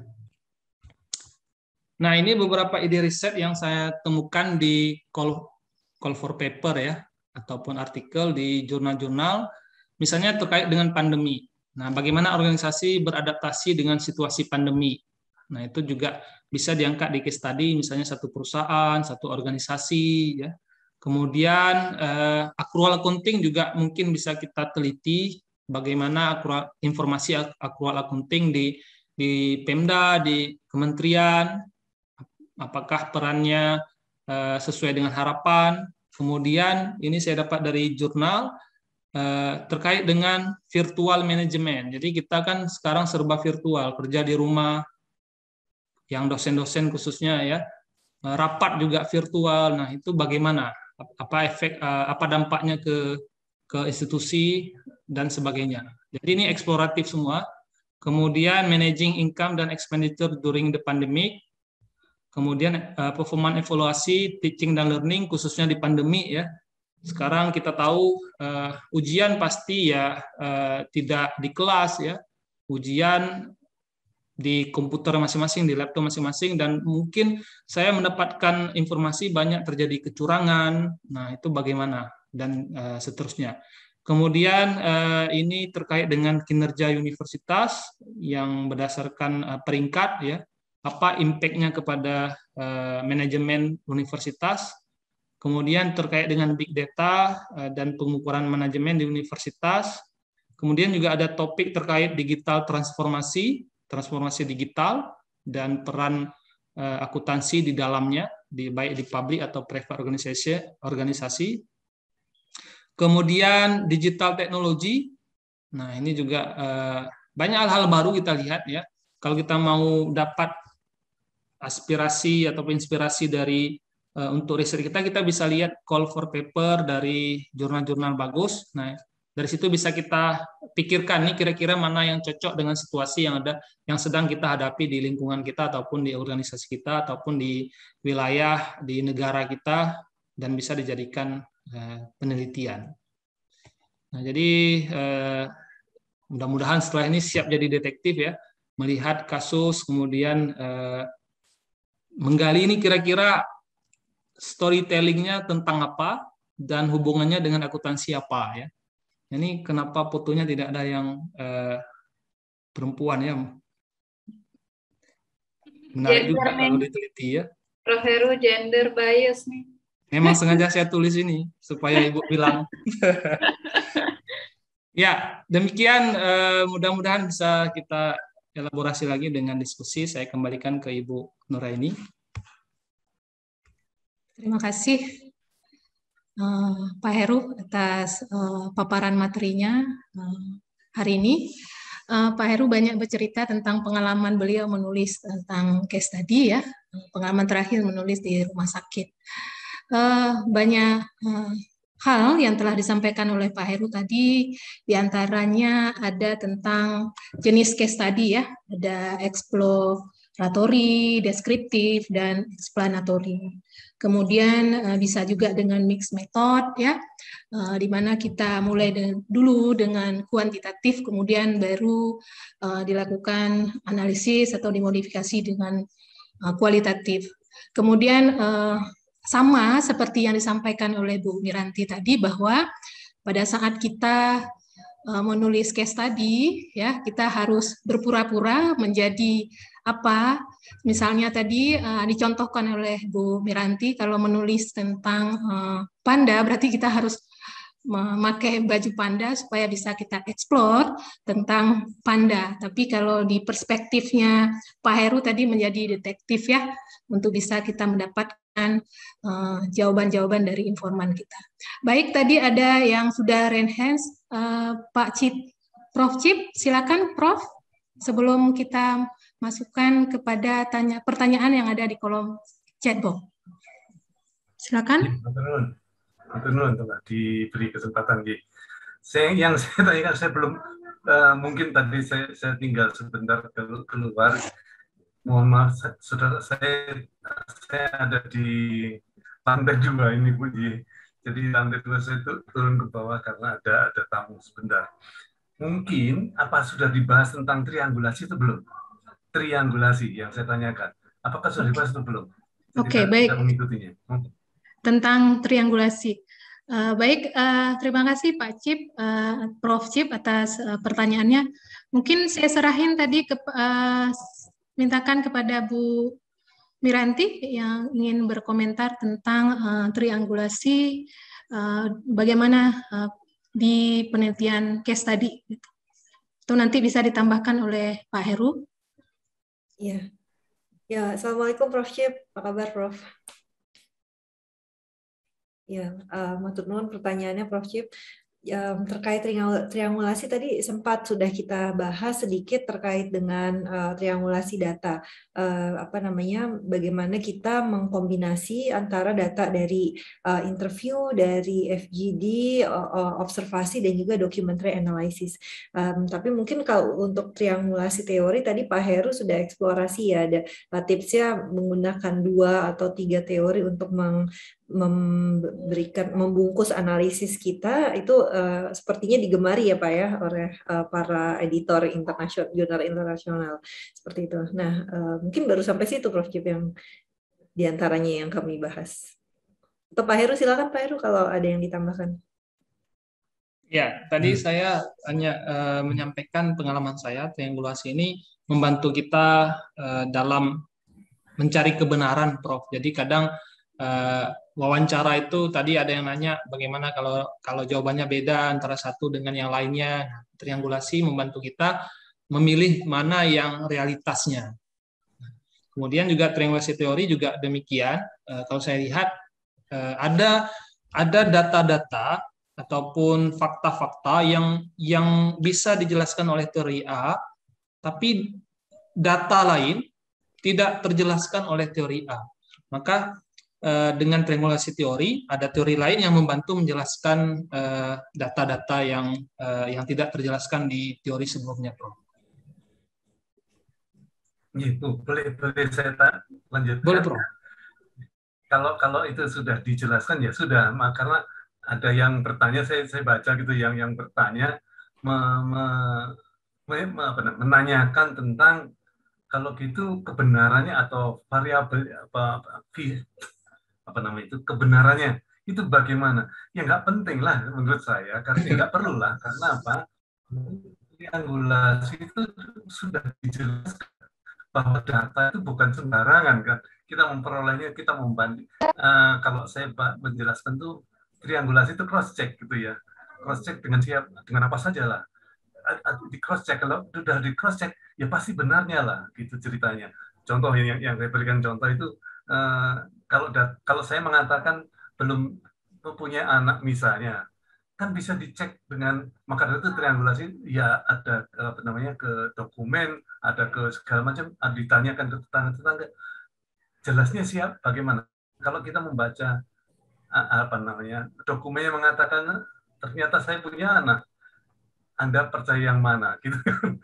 Anda percaya dokumennya atau yang itulah. Maka dari itu intinya bahwa setelah dilakukan triangulasi, kebenaran data atau validitas itu ya, validitas data itu sudah terjamin. Jadi nggak perlu ditanyakan. Saya kira itu aja. Terima kasih. Terima kasih, Prof. Minta tolong Bude. Ini kenapa? Kok banyak banget? Terima kasih Prof. Cip atas pertanyaan dan komentarnya terkait dengan triangulasi data ataupun triangulasi teori tadi yang sudah dikomentari oleh 2 narasumber kita. Selanjutnya ada yang ingin menanyakan langsung melalui raise hand. Ada? Sebelum kita masuk ke pertanyaan-pertanyaan yang sudah banyak sekali di kolom chat. Saya Bu Dr. Rani kalau boleh. Ya, silakan Bu Ratna Mulyani ini sebagai managing editornya Jedap ya. Mungkin partnernya Bu Miranti ya, sesama yang kuliah di sana. Silakan. Terima kasih Ibu moderator yang luar biasa. Alhamdulillah ya, saya rasa semua peserta juga memiliki perasaan yang sama dengan saya. Sungguh banyak yang bisa kita dapat. Luar biasa pemaparan dari Ibu Miranti dan Pak Heru Fahlevi ya. Karena mungkin ini adalah perspektif riset yang tidak umum dipakai oleh kebanyakan kita mungkin ya. Jadi memang sesuatu yang sangat memberi insight untuk semua peserta yang hadir di sini ya. Dan Bu Miranti juga mengcover sangat komprehensif ya. Nah, ada satu hal yang mungkin ingin saya tanyakan ke Ibu Miranti atau Pak Heru. Tadi Ibu Miranti ada menyentuh tentang sampling ya, bahwa case study itu bukan sampling research ya.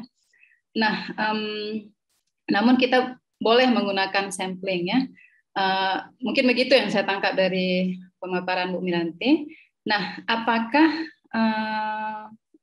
melakukan sampling itu sesuatu yang recommended untuk case study, atau boleh saja peneliti open ya, tidak ada sampling method ya, dia hanya mengambil hanya case selection, sudah tidak ada specific sampling method seperti itu. Terima kasih in advance untuk kolega ya, bukan junior sebenarnya.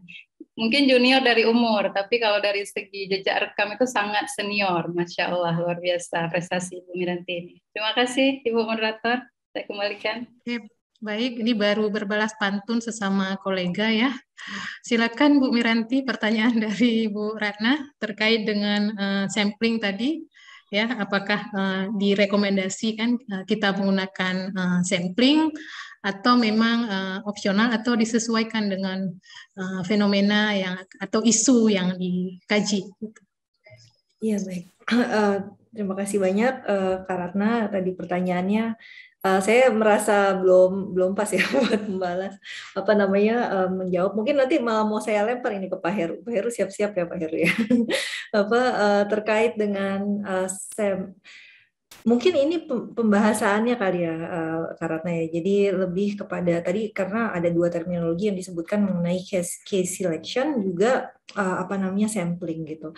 Nah, cuma yang saya pahami dan mungkin ini juga bisa diluruskan pemahaman saya tadi sampling tadi itu lebih terkait kepada gimana kita memilih narasumber dalam riset kita gitu. Jadi makanya kenapa tadi ada pertanyaan juga apakah bisa melakukan snowballing begitu kan ya.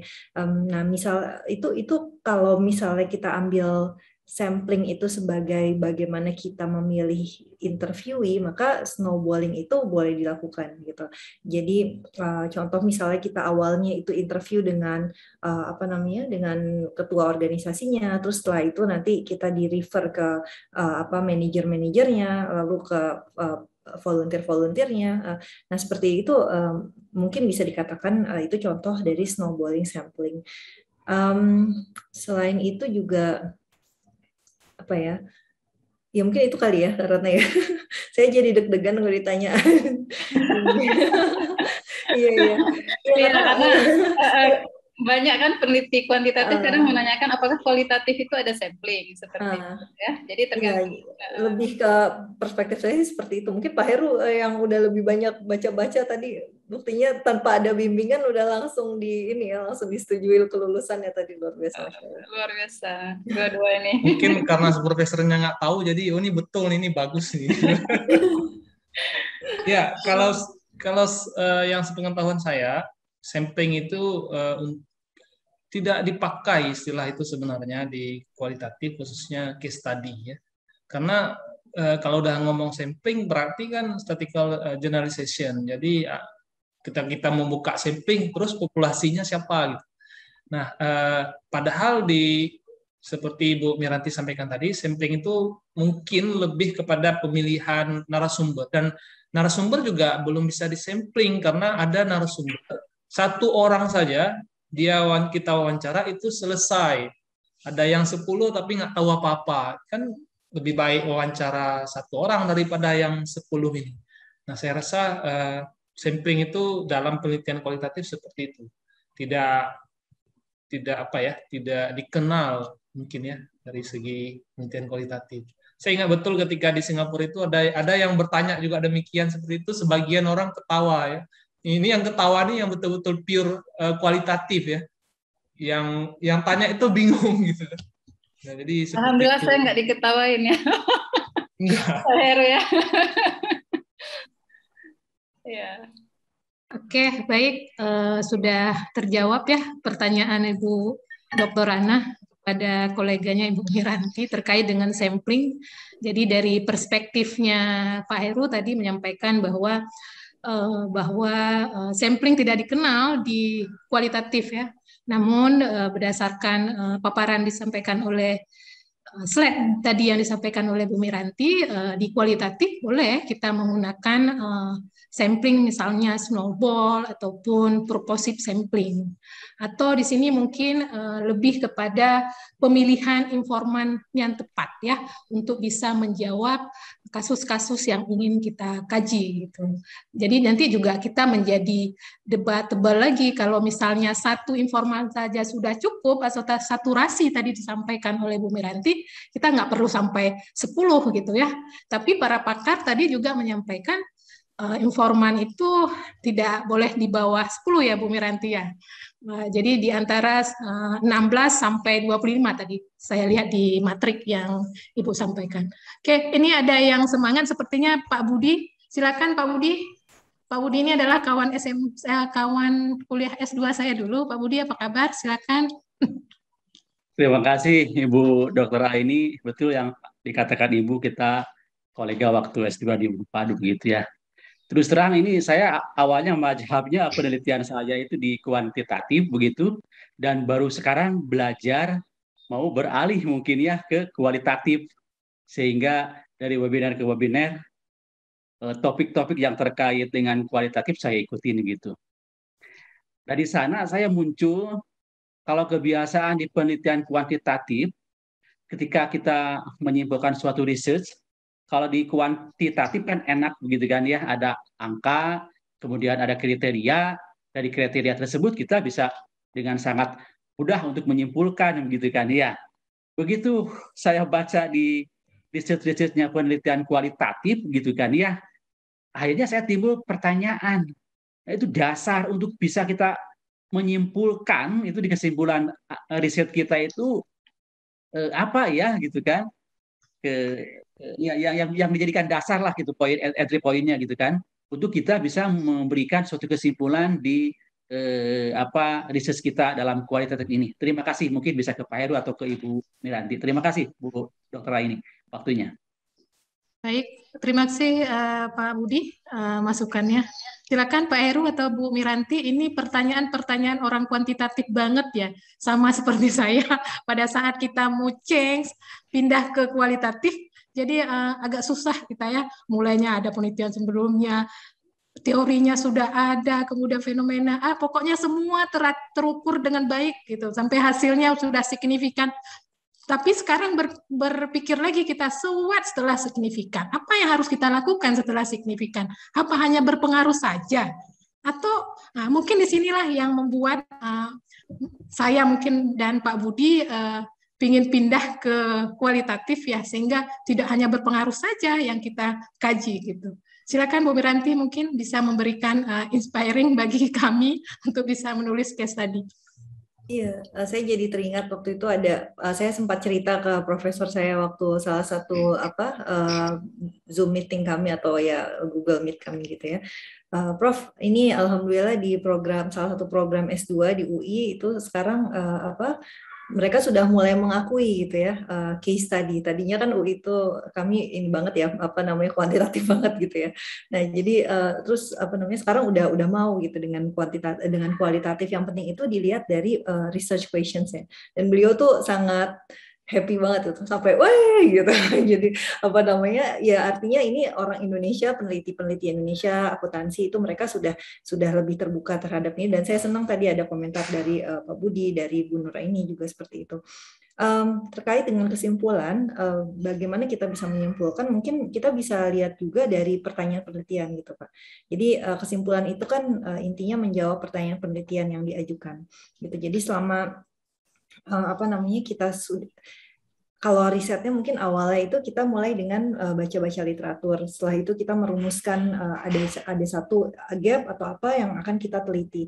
Lalu kita cari tahu gimana metode untuk mendapatkan datanya. Setelah itu kita cari teori yang bisa membungkus analisis kita, dan setelah itu baru kita simpulkan. Jadi kesimpulan itu sebenarnya kalau dikatakan dia abstrak dan sebagainya, sebenarnya enggak, selama kita sudah punya pertanyaan penelitian yang jelas Pak. yang menjadi masalah kita sulit menyimpulkan karena pertanyaan penelitian kita itu kurang jelas gitu biasanya di awal. Karena pertanyaan penelitian itu kurang jelas mungkin karena referensi dari literatur reviewnya itu belum terlalu tergali. Mungkin seperti itu yang jawaban sederhana yang bisa saya sampaikan, Pak. Kalau Pak Heru mungkin bisa menambahkan, Pak. Ya, silakan Pak Heru. Dengan Ibu Miranti, saya rasa jangan pindah ya Pak, tapi melebarkan sayap.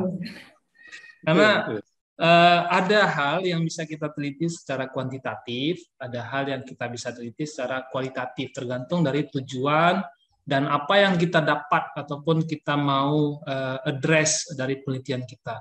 Jadi ibaratnya kuantitatif itu kapak ya untuk motong yang besar-besar, sedangkan kualitatif itu kan silet untuk yang kecil-kecil ya, yang untuk harus detail dan sebagainya. Jadi dua-dua kita harus sebagai peneliti harus punya. Dan sekarang bahkan dua-dua jadi mix method itu jadi lebih menarik lagi. Menurut pengalaman saya Pak, betul sekali research question-nya harus jelas. Karena semakin ambigu, semakin general, maka semakin susah kita memberikan bukti. Ya. Misalnya research question-nya seperti ini. Bagaimana perubahan peran akuntansi setelah reformasi? Nah, itu kan lumayan jelas. Jadi, maka kita menggali-gali informasi yang bisa menjawab pertanyaan itu. Nah, betul yang seperti Bapak Budi sampaikan, setelah kita belajar kualitatif, kita justru merasa ini rasanya kuantitatif menangnya itu di analisis datanya. Siapa yang berani menantang kalau misalnya hasil penelitian kita alpanya ataupun signifikan levelnya 0,05 itu artinya signifikan. Itu kan berhadapan dengan banyak orang kalau kita bilang seperti itu.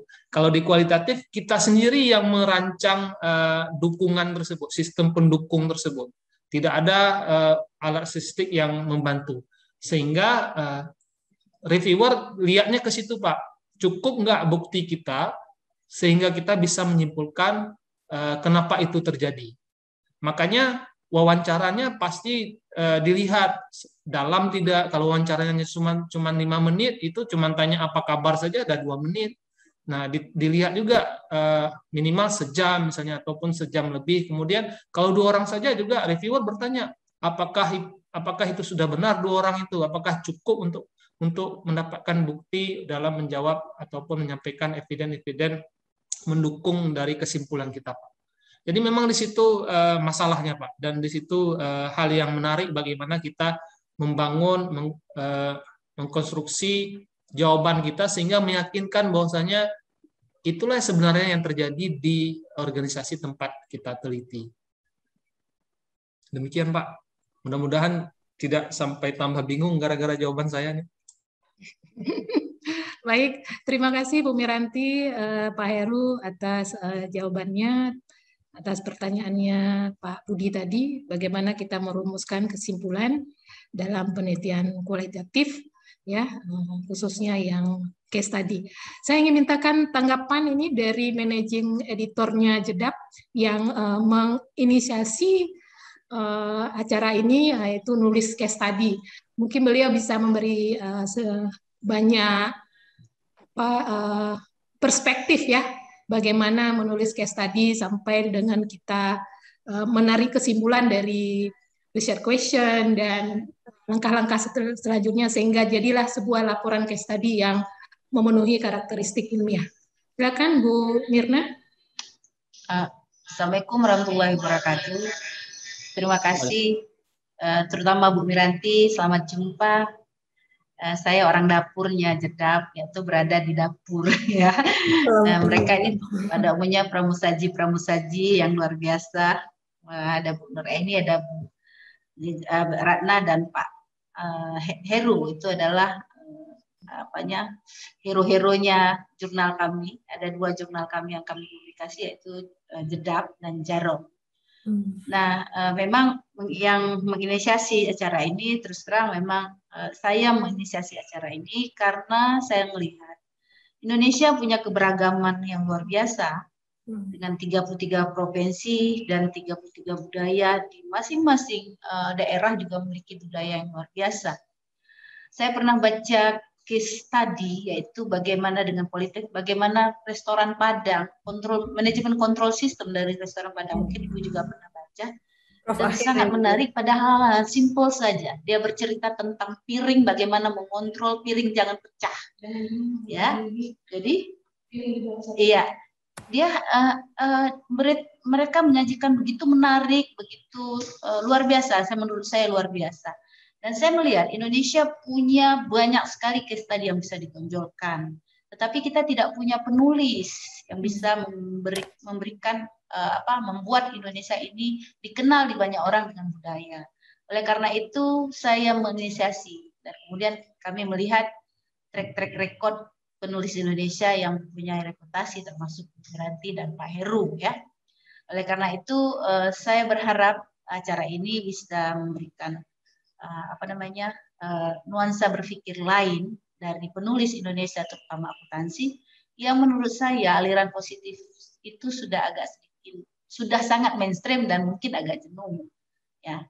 Nah, dengan harapan bukan berarti positif kita akan tinggalkan, karena dengan penelitian kualitatif umumnya ada penelitian yang mengeksplorasi dan dia akan menemukan variabel. Dia akan menemukan variabel baru untuk suatu masalah baru, ya. Kemudian variabel yang ditemukan itu nanti ditindaklanjut pada penelitian positif untuk diuji secara empiris, dan itu hasil-hasil case study. Saya berharap demikian. Dan kemudian tadi memang banyak sekali debatable tentang penulisan case study, karena ada yang merasa case study hanya melihat secara deskriptif tentang sesuatu, tapi apalagi case study dikatakan adalah penelitian yang belum punya teori, tidak banyak teori. Tapi kalau kita lihat dari paparan tadi, sebenarnya teori merupakan guideline dalam case study untuk memaparkan, untuk melakukan storytelling yang diceritakan oleh Pak Heru semakin baik sehingga mengarahkan kita pada fokus yang lebih dalam.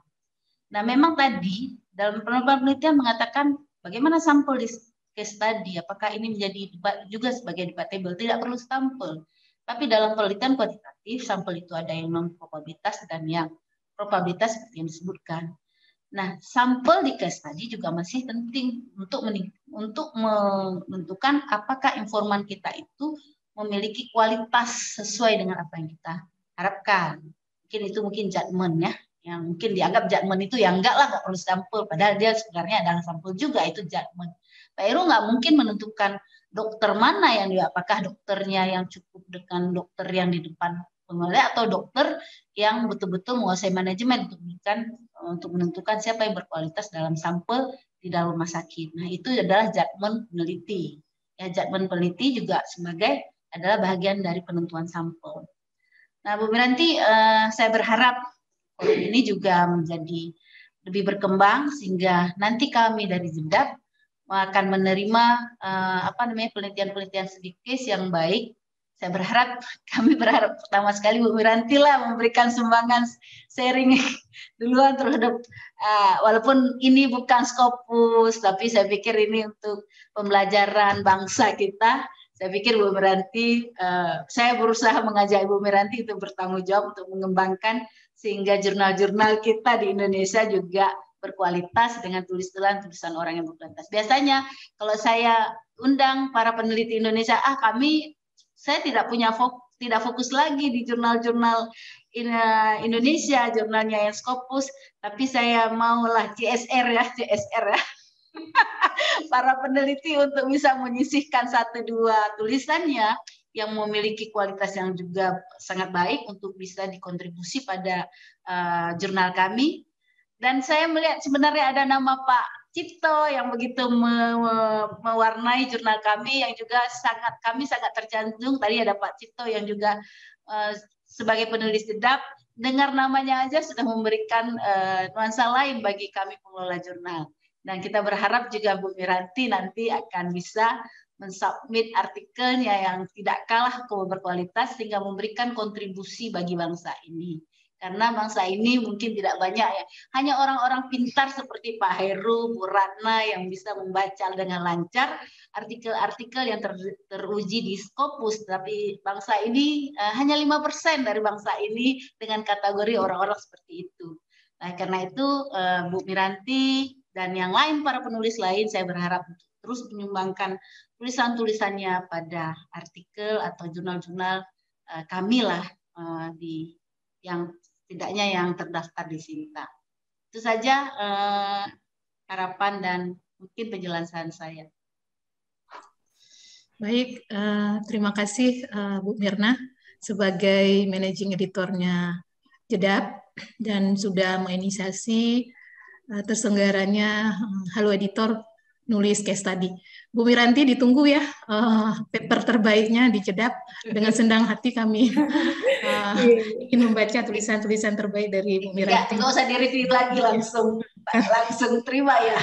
Kalau kata Bu Managing Editor, nggak di-review lagi, langsung diterima.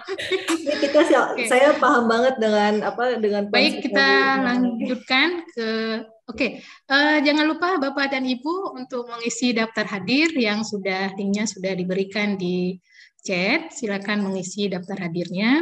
Baik, saya akan membacakan pertanyaan-pertanyaan yang ada di chat. Yang pertama itu memang ini tidak ditujukan kepada Bu Miranti. Yang pertama itu ada Bu Lilis Mariasih menanyakan penjelasan tentang teori yang dipakai dalam case study. Tadi Bu Miranti sudah menjelaskan, Pak Heru juga tentang, jadi kita dalam penelitian case study juga harus menggunakan teori apa yang kita gunakan gitu. Mungkin ada tanggapan Bu Miranti, silakan. Ya, terima kasih Bu Lilis. Tadi sempat menanyakan tentang teori ya. Mungkin singkatnya teori itu mengikuti data penelitian.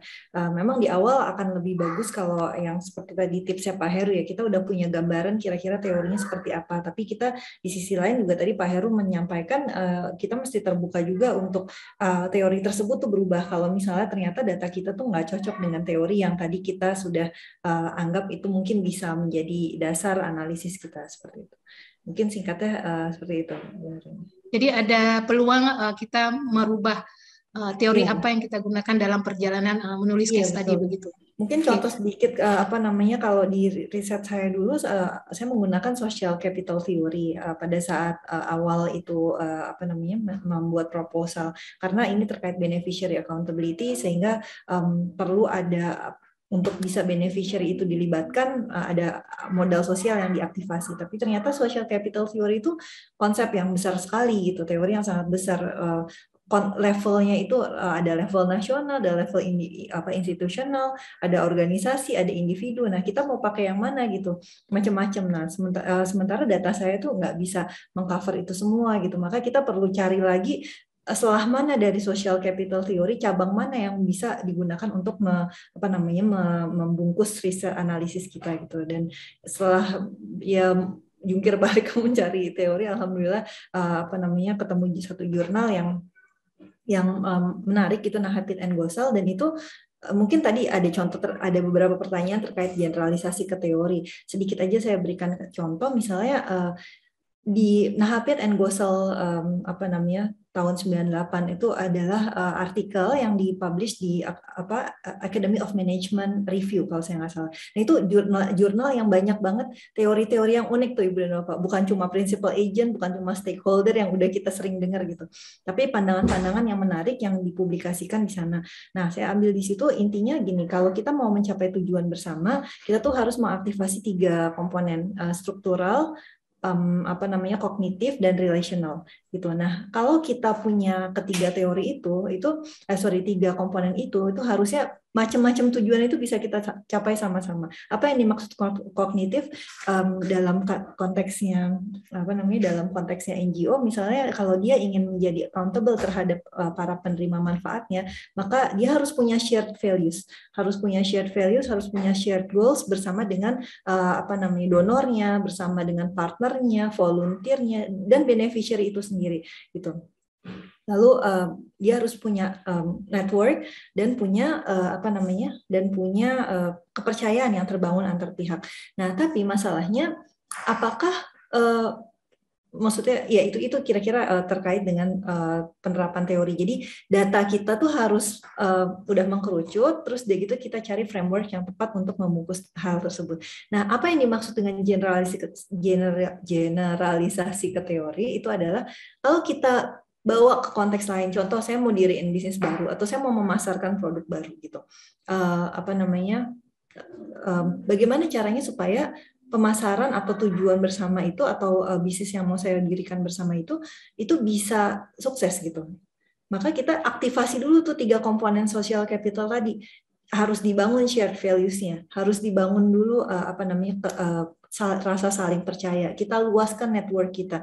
Nah, dengan kayak gitu ada 2 konteks. Yang satu bicara mengenai NGO, ya kan, NGO accountability. Yang satu bicara mengenai gimana pengembangan bisnis. Itu 2 konteks yang berbeda. Tapi kalau kita punya komponen-komponen yang sama dengan teori, dengan framing berpikir yang sama, kita bisa mengeneralisasi itu juga working gitu untuk kita mencapai tujuan bersama. Nah, mungkin itu ilustrasinya. Semoga bisa cukup menjelaskan. Oke, baik. Terima kasih Bu Miranti. Selanjutnya nih ada pertanyaan dari Dr. Firmansyah tentang kontribusi riset case study, metode untuk standar akuntansi keuangan itu. Saya izin berbagi tips nih ya Ibu dan Bapak ya. Mau share screen sebentar terkait dengan ini tools yang menurut saya powerful ya, tapi belum banyak yang tahu Ibu dan Bapak.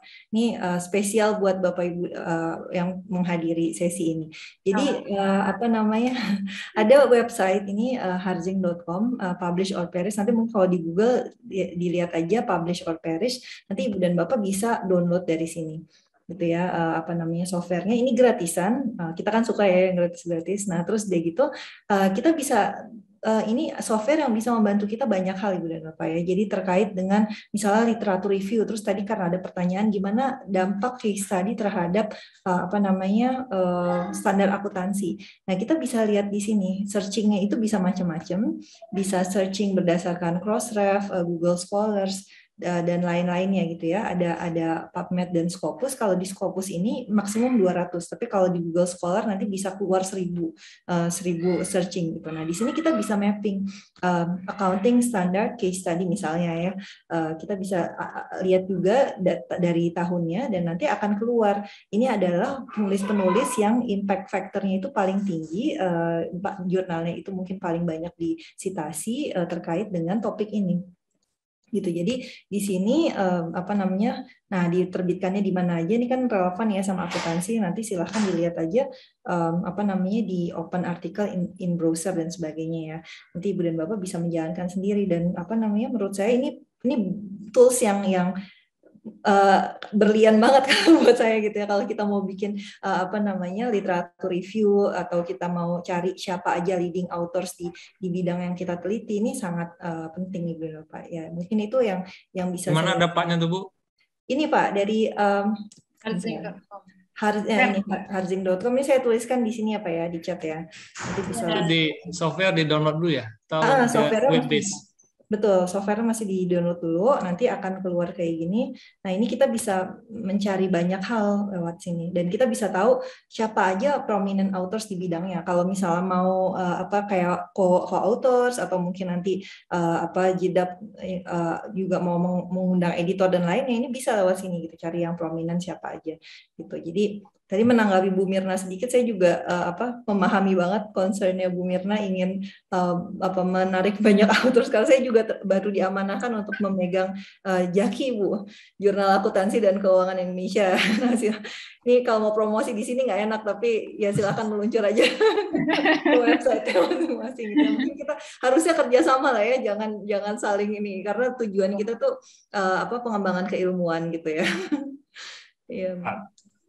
Keren kali nih. Terima kasih infonya, Miranti. Ini informasi mahal nih. Ini informasi mahal banget Pak menurut saya. Mahal banget sih. Linknya sudah. Silaturahim ya.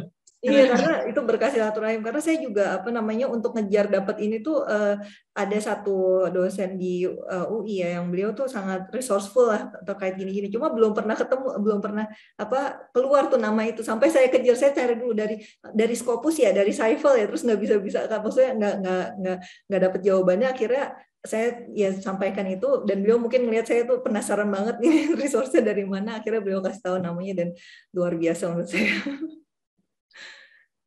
Gitu. Ini Ya. perlu bimbelharzing.com nih.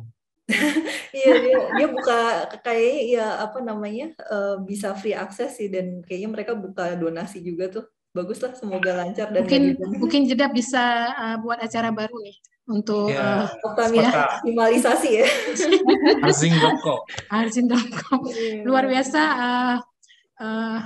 tool yang bagus sekali yang di-share oleh Bu Miranti sehingga bisa digunakan untuk kita ya. Sehingga ini bisa jadi amal bagi Bu Miranti ya. Amal Harzing. Bagi kita semua. Baik, saya lanjutkan ke pertanyaan selanjutnya. Ada pertanyaan dari ini Bu Yuni Rimawati ya, tentang ethical approval ya. Apakah berbentuk formal? Apakah cukup dengan memberitahukan di awal kepada informal bahwa kita sedang mengumpulkan informasi? Jika formal seperti itu. Jadi ini terkait tadi kita menjadi detektif tadi ya. Itu bagaimana terkait dengan ethical profile ini, Bu? Ya, yang paling minimum kita bisa menyampaikan seperti yang tadi Ibu udah sampaikan, kita minta izin untuk ini direkam, atau kita minta izin untuk chat ini kita jadikan input penelitian gitu, setidaknya seperti itu. Tapi kalau misalnya mau lebih proper lagi sih, kita apply ke komite etik gitu. Dan saya nggak tahu di Aceh sudah ada Pak Heru, di Uncia untuk ethical approval. Itu di kedokteran yang cuma ada, Bu. Biasanya kedokteran, karena mereka berkaitan langsung dengan manusia. Mungkin kalau kedokteran menerima, dulu kami juga kayak gitu, harus cari dari FKUI atau FKM gitu. Cuma sekarang alhamdulillahnya FEB udah mulai mengadakan. Atau mungkin bisa juga Bapak Ibu ke LPEM, LPEM, nanti saya coba carikan resource-nya, kalau ada nanti saya informasikan. Baik, makasih Bu Miranti terkait ethical profile-nya. Ini ada yang tunjuk tangan nih, Bu Linda, ada yang ditanyakan kepada, silakan Bu Linda, dua kali dan sana. Ya, terima kasih Bu. Jadi Assalamualaikum warahmatullahi wabarakatuh. Waalaikumsalam warahmatullahi wabarakatuh. Terima kasih pada Bu Miranti, Pak Heru, luar biasa pemaparannya. Jadi yang ingin saya tanyakan, misalnya pada penelitian case study ini, kita menghubungkan statistik deskriptif dengan hasil wawancara. Apakah itu termasuk case study? Ada statistik deskriptifnya gitu. Case study berarti Ibu mengambil satu objek atau dua objek gitu, atau gimana? Banyak objek, misalnya seperti penelitian, misalnya pada penelitian di BUMDes gitu kan. Penelitian di BUMDes itu badan usaha milik desa di kota Banda Aceh. Itu data statistik deskriptifnya, misalnya break even point-nya, kemudian laba BUMDes-nya, kemudian ROI, ROA-nya, kemudian dari hasil statistik deskriptif itu kita analisis bagaimana keberlanjutan BUMDes tersebut, karena rata-rata BUMDes mengalami kerugian gitu kan. Untuk analisis keberlanjutannya itu kita menggunakan wawancara gitu dengan para pengurus BUMDes gitu. Apakah bisa kita katakan penelitian itu penelitian case study gitu?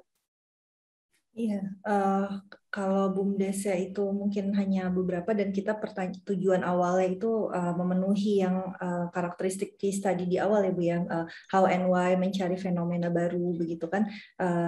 Kalau data deskriptifnya itu sebenarnya bisa dikombinasi ya Pak Heru ya, terkait dengan menggunakan mixed method gitu. Tapi memang kadang nanti mungkin perlu diadakan khusus untuk mixed method nih oleh Bu Mirna dan Bu Ratna ya, juga Pak Heru, apalagi Pak Heru sudah pernah melakukan itu gitu. Jadi mixed method itu juga punya pakem-pakem sendiri. Kadang kita juga mengatakan itu mixed method padahal bukan gitu. Tapi case study sendiri kalau dilakukan dengan cara mixed method itu bisa Bu. Tapi karena tadi data deskriptifnya dari apa Bu? Dari kuesioner gitu atau? Enggak, dari hasil dari data sekundernya. Dari data sekundernya kita minta data penjualannya, kemudian beban-beban gitu. Ya, kalau untuk mendukung nggak masalah sih sepertinya Bu. Berarti statistik deskriptifnya itu, tabel statistik deskriptifnya itu kita tampilkan di pendahuluan sebagai novelty kita, atau memang itu sebagai dasar analisis kita gitu, Ibu, untuk di bab 4-nya gitu, sebagai dasar untuk kita menilai keberlanjutan BUMDes tersebut. Mungkin di bagian analisis ya Bu ya? Bagian analisis Bu ya? Analisis. Pak Heru sedikit Pak Heru ya. Silakan Pak Heru. Pak Heru kan penelitian Pak Heru yang di rumah sakit, Pak Heru mengatakan bahwa saya sudah berapa kali saya ikut Pak ya webinar Bapak, itu mengatakan bahwa kalau di rumah sakit Eropa itu mereka sasarannya untuk mendapat profit, tapi kalau di Indonesia itu kalau profit itu berarti nggak benar gitu rumah sakitnya. Apakah itu Bapak masukkan ke dalam novelty-nya sebagai case study Bapak gitu?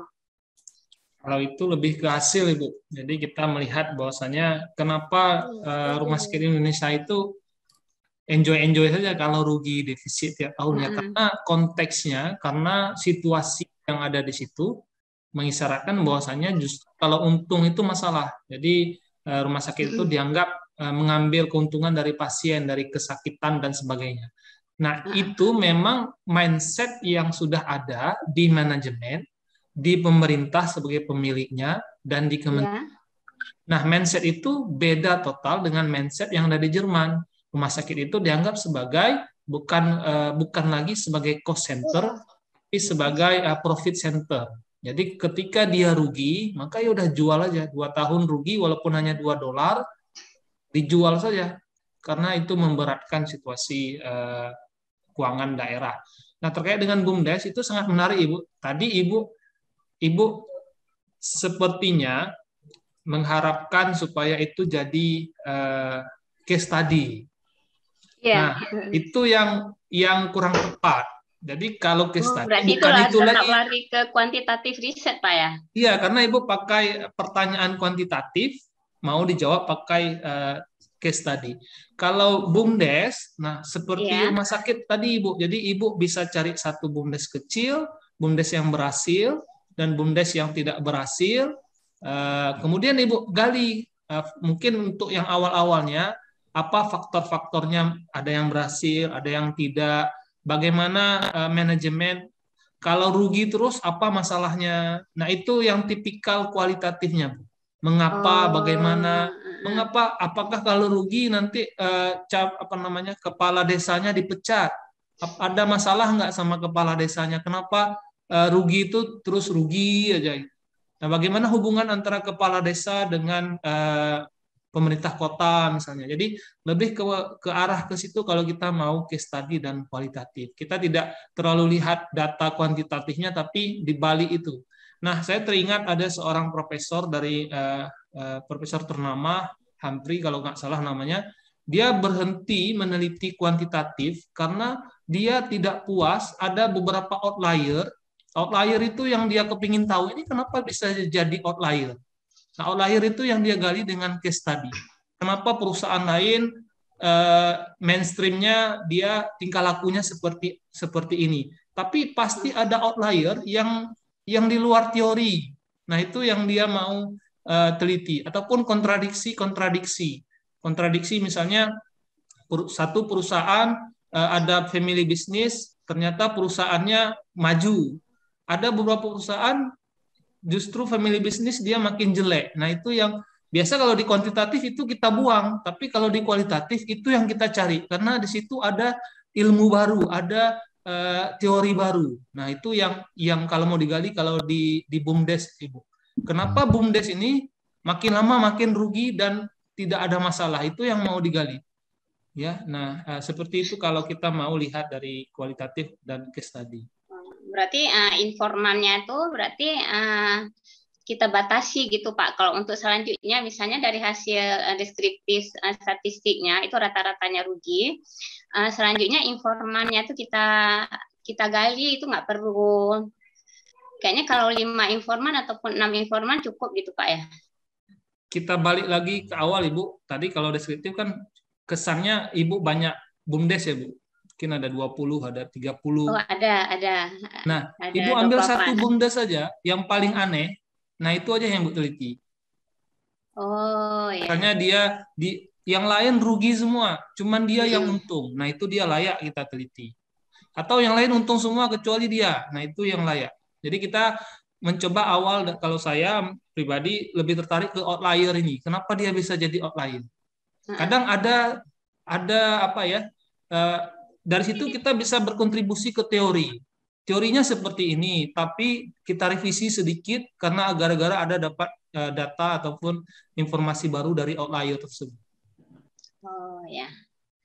Ya terima kasih banyak. Biasa nih, sudah dibuat aja Bu. Jadi nanti kalau Ibu udah pilih sudah buat konsultasi nanti tahu ya. sendiri nanti. Udah luar biasa Bu Miranti, Pak Heru. Iya, tadi saya juga sempat sampaikan yang di analisis itu sebenarnya untuk dasar pemilihan juga ya Pak Heru ya. Jadi nggak itu yang dijadikan jadi mix case tadi. Karena memang kami kerangka pemikiran kami kuantitatif. Saya sama dengan Bu Nuraini. Kuantitatif banget kita Bu ya. Oke, luar biasa ya. Udah jadi ruang konsultasi nih ya antara Bu Linda dengan pakar-pakar case tadi Pak Heru dan Bu Miranti. Baik, kita lanjut ke pertanyaan terakhir nih. Pertanyaannya luar biasa nih dari Pak Aftar ya. Dari IAI tadi pertanyaannya luar biasa nih, sudah seperti mekanisme ya, langkah-langkah ya. Jadi di sini yang ditanyakan oleh Pak Aftar, Pak Akfar, mohon maaf. Bagaimana riset case tadi? Beliau menanyakan tip dan strategi agar hasil riset itu bisa menghasilkan sesuatu kesimpulan yang bisa kita rekomendasikan sebagai suatu solusi yang mempengaruhi pengambilan keputusan ya. Seperti strategi untuk masa depan. Kemudian juga ada pertanyaannya, data apa yang kita butuhkan, misalnya data historis, data aktual atau wawancara, kemudian teori apa yang paling relevan. Mungkin ini sudah membahas sebuah nulis case tadi, kemudian bagaimana strategi memotivasi mahasiswa S1 mau berminat ya nulis case tadi. Silakan Bu Miranti. Karena kita sudah biasa ya dengan positivis, sudah mainstream ya, semuanya terukur dengan baik ya, termasuk data dan segala macam sudah ada semuanya gitu. Sementara case tadi kita harus meneliti sesuatu yang baru ya, di mana data-data sekundari itu belum tersedia dengan baik. Silakan Bu. Baik, Ibu Nuraini, terima kasih untuk ini, Mas. Tadi memang ada 5 pertanyaan. Mungkin saya, kalau boleh, saya jawab sebagian aja karena ini banyak yang sebenarnya Pak Heru lebih pakar untuk menjawabnya, kayak misalnya riset di luar negeri dan di dalam negeri. Ini Pak Heru udah menjalankan langsung ya yang di luar negeri dan dalam negeri, terus terkait dengan mixed method, mungkin itu sudah beliau jalankan juga. Lebih terkait dengan pertanyaan yang agak awal-awal, bagaimana supaya hasilnya tersebut itu bisa untuk keputusan strategis, pengambilan keputusan strategis atau mungkin policy making untuk forecasting dan sebagainya. Menurut saya ini jawabannya kembali lagi ke bagaimana kita memformulasi pertanyaan penelitian, Bapak. Gitu. Jadi apakah kita harus berani men-challenge diri kita menanyakan so what questions-nya gitu. Kalau saya neliti ini, terus kenapa? Terus buat apa? Terus siapa yang akan dapat manfaat gitu? Nah, mungkin yang seperti itu Ibu dan Bapak. Kita kembali lagi supaya kita yakin bahwa memang apa yang kita teliti itu memang betul-betul sesuatu yang akan bermanfaat gitu. Terus data yang dibutuhkan tentunya kembali lagi memang ini ibaratnya kayak kemarin tuh kami lagi baru ada pembimbingan terkait jurnal gitu kan ya, gimana jurnal itu bisa lebih berkembang itu kalau aim and scope itu jelas gitu. Nah dari aim and scope itu nanti derivasinya akan banyak gitu, impact-nya akan kemana-mana gitu, akan apakah topiknya itu harus seperti apa, apakah editor itu harus seperti apa. Nah sama juga kayak gini di dalam penelitian kita, data apa yang kita perlukan itu akan sangat tergantung sama apa pertanyaan penelitian kita. Jadi bisa jadi historis, bisa jadi wawancara dan lainnya. Jadi tergantung sama apa yang ditanyakan. Teori juga kembali demikian, tergantung sama datanya nanti. Datanya yang seperti apa. Nah, di awal kita memang perlu baca-baca, mungkin tipsnya itu kita cari dulu siapa leading authors-nya. Tadi sudah ada toolsnya ya Ibu dan Bapak, silakan dioptimalkan. Lalu cari mereka tuh teori-teori apa aja yang mereka gunakan gitu. Kita list gitu di inventarisasi gitu ya, teorinya apa saja dipakai untuk menjelaskan konteks seperti apa. Nah, kalau misalnya ada yang cocok dengan kita bisa menjadikan itu sebagai framework juga gitu. Mungkin itu diantaranya. Tapi kalaupun ternyata nanti di akhir setelah data collection itu bukan itu yang bisa cocok membungkus riset kita, maka kita harus welcome gitu dengan teori yang lainnya. Dan mungkin tips yang agak-agak teknis itu Ibu dan Bapak bisa cari di Google Scholars gitu kan, beberapa terminologi yang kira-kira tuh cocok gitu untuk membungkus analisis kita. Contoh misalnya pada saat saya meneliti tentang yang paper yang terakhir ya, yang diterbitkan di GABR, Journal of Islamic Accounting and Business Research, itu terkait dengan bagaimana kita tuh perlu mentreatment orang yang udah riba addiction gitu, udah kecanduan riba, supaya bisa menerima yang Islamic finance, konteks Islamic finance. Nah, dengan memasukkan beberapa sumber dan tentunya minta tolong sama Allah untuk bisa dipertemukan dengan riset yang pas, itu ketemu yang namanya trans-theoretical framework. Jadi itu teori yang biasa digunakan di jurnal-jurnal terkait dengan terapi gitu ya, terkait dengan psikiatri dan sebagainya, untuk mentreatment orang yang kecanduan narkotik, orang yang kecanduan obat-obatan terlarang gitu kan, orang yang kecanduan kartu kredit kalau dalam konteks finance-nya. Nah, ini kita kecanduan riba gitu. Nah, itu ada framework-nya tuh, itu yang kami usulkan, kami bawa teori seperti itu yang konteksnya itu sama-sama kecanduan dari sesuatu yang buruk gitu ya. Itu mau kita bawa ke perubahan yang ini, yang baik gitu, itu apa aja treatment yang harus dilakukan. Nah, jadi bisa seperti itu Ibu dan Bapak, search dengan keywords itu di Google Scholars, lalu kita cari siapa prominent authors di bidang ini. Mungkin itu. Terus memotivasi mahasiswa S1 ini memang nggak banyak karena mereka harus punya passion untuk belajar gitu Ibu dan Bapak. Kita nggak memaksakan satu metode tentunya, yang penting tergantung sama apa yang mau diteliti gitu. Kalau kalian, maksudnya kalau ini bicara ke mahasiswa ya, kalau misal kalian tertarik untuk menggali lebih dalam, tahu tentang kenapa, bagaimana sesuatu itu terjadi, nah itu boleh tuh coba deh neliti tentang dengan case study seperti itu. Dan itu anaknya juga harus yang komit, kalau nggak komit repot itu Ibu dan Bapak. Mungkin itu saya berhenti di situ. Yang selanjutnya saya rasa Pak Heru lebih pakar.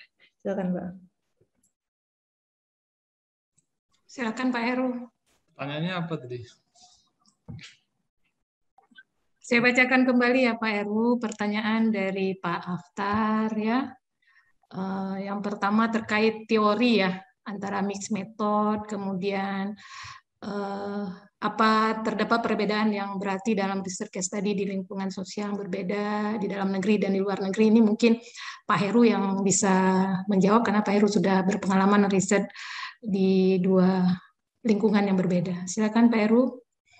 Ya, terkait teori tadi sudah dijelaskan sama Ibu Miranti, memang kita harus merujuk ya, leading autornya itu kita harus cari, jangan nanti ternyata leading autornya kita nggak sebut dan dia jadi editor, itu langsung di reject ya. Nah, jadi kami sama Ibu Ratna sedang meneliti nih Bu, mungkin nanti perlu bimbingan dari Ibu Miranti terkait dengan fundraising di zaman COVID ya, dan akuntabilitasnya. Ada yang menarik ternyata kalau di luar itu semua serba formal ya, semua harus ada laporan dan sebagainya, accountability. Ternyata hasil yang kita temukan di riset awal kita ini, kalau institusi non formal yang muncul selama pandemi ini, yang orang menolong orang lain, kalau dibuat akuntabilitasnya buat laporan itu nggak ada yang mau. Jadi dia si bendahara ini dia harus diberikan trust dulu, baru dia mau kerja. Ketika trust itu nggak ada, dia langsung mengundurkan diri. Nah ini kita sedang cari teori yang pas bagaimana menggambarkan situasi yang demikian. Ada yang sudah dapat tapi nampaknya belum pas ya. Kalau kita merujuk kepada yang konvensional itu tidak terjawab ya. Nah, ini saya teringat Prof. Cipto juga bahwasanya kadang di barat itu ada ilmu-ilmu yang belum sempurna karena dia mengambil konteks-konteks sosial mereka. Nah, mungkin dengan case study ini kita membangun berkontribusi dengan perbaikan teori bahwa ternyata setting di Indonesia, di negara-negara Muslim, di negara yang berkembang itu beda, sehingga teori itu perlu direvisi. Ya. Nah, seperti itu. Mudah-mudahan menjawab. Baik, terima kasih Pak Heru atas tanggapan ya, jawaban dari pertanyaan Pak Aftar. Selanjutnya, ini waktunya sudah jam 12 ya. Saya sedikit meminta tanggapan dari managing editornya Jedab dan Jaro, Bu Ratna Mulyani. Silakan sebelum kita tutup acara ini dan saya kembalikan kepada MC.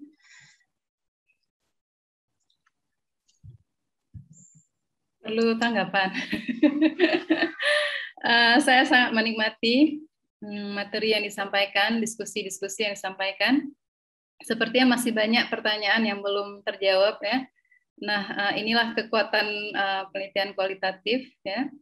Selalu ada yang ingin digali ya, Bu Miranti ya. Tidak pernah habisnya ya. Kadang kita menggali satu sisi, ternyata nampak sisi-sisi lainnya. Jadi stay focus tuh perlu ya, seperti yang Bu Miranti sampaikan tadi. Jangan kita terbawa alur, harus jelas research question kita. Untuk para peserta, mungkin kita akan mengadakan sesi Halo Editor berikutnya. Kalau ada ganjalan-ganjalan yang lain yang perlu kita jawab. Dan mungkin kesediaan Bu Miranti untuk hadir lagi kalau kita membuat sesi advance ya, advance mungkin penelitian kualitatif seperti case tadi. Mohon Bu Miranti bersedia. Itu saja mungkin Bu Moderator, terima kasih. Oke, baik. Kita luar biasa hari ini paparan materi dari dua orang pakar di bidang penulisan karya ilmiah kualitatif, tapi yang dalam case tadi Pak Heru dan Bu Miranti, ada beberapa hal yang bisa saya simpulkan bahwa penelitian case study ini adalah studi empiris yang menginvestigasi fenomena secara kontemporer, secara rinci dan detail. Kemudian karakteristik case study ini ada teori sebagai framework dalam kita membangun fenomena, meneliti atau menginvestigasi lebih dalam tentang fenomena atau isu yang diangkat. Kemudian tidak generalisasi seperti penelitian kuantitatif ya. Kemudian sampling tadi juga sempat debatable di penelitian kualitatif dan penelitian kuantitatif.